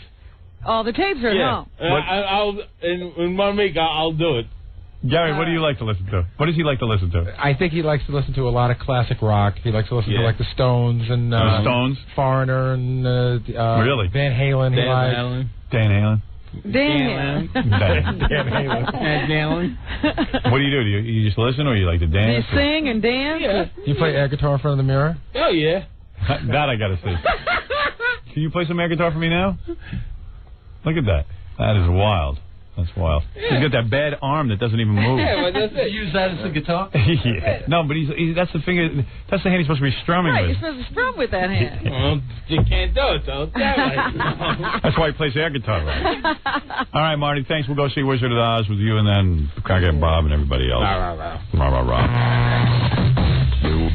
We'll be back with the Howard Stern Show in a moment. Howard Stern. 97.1. The Eagle.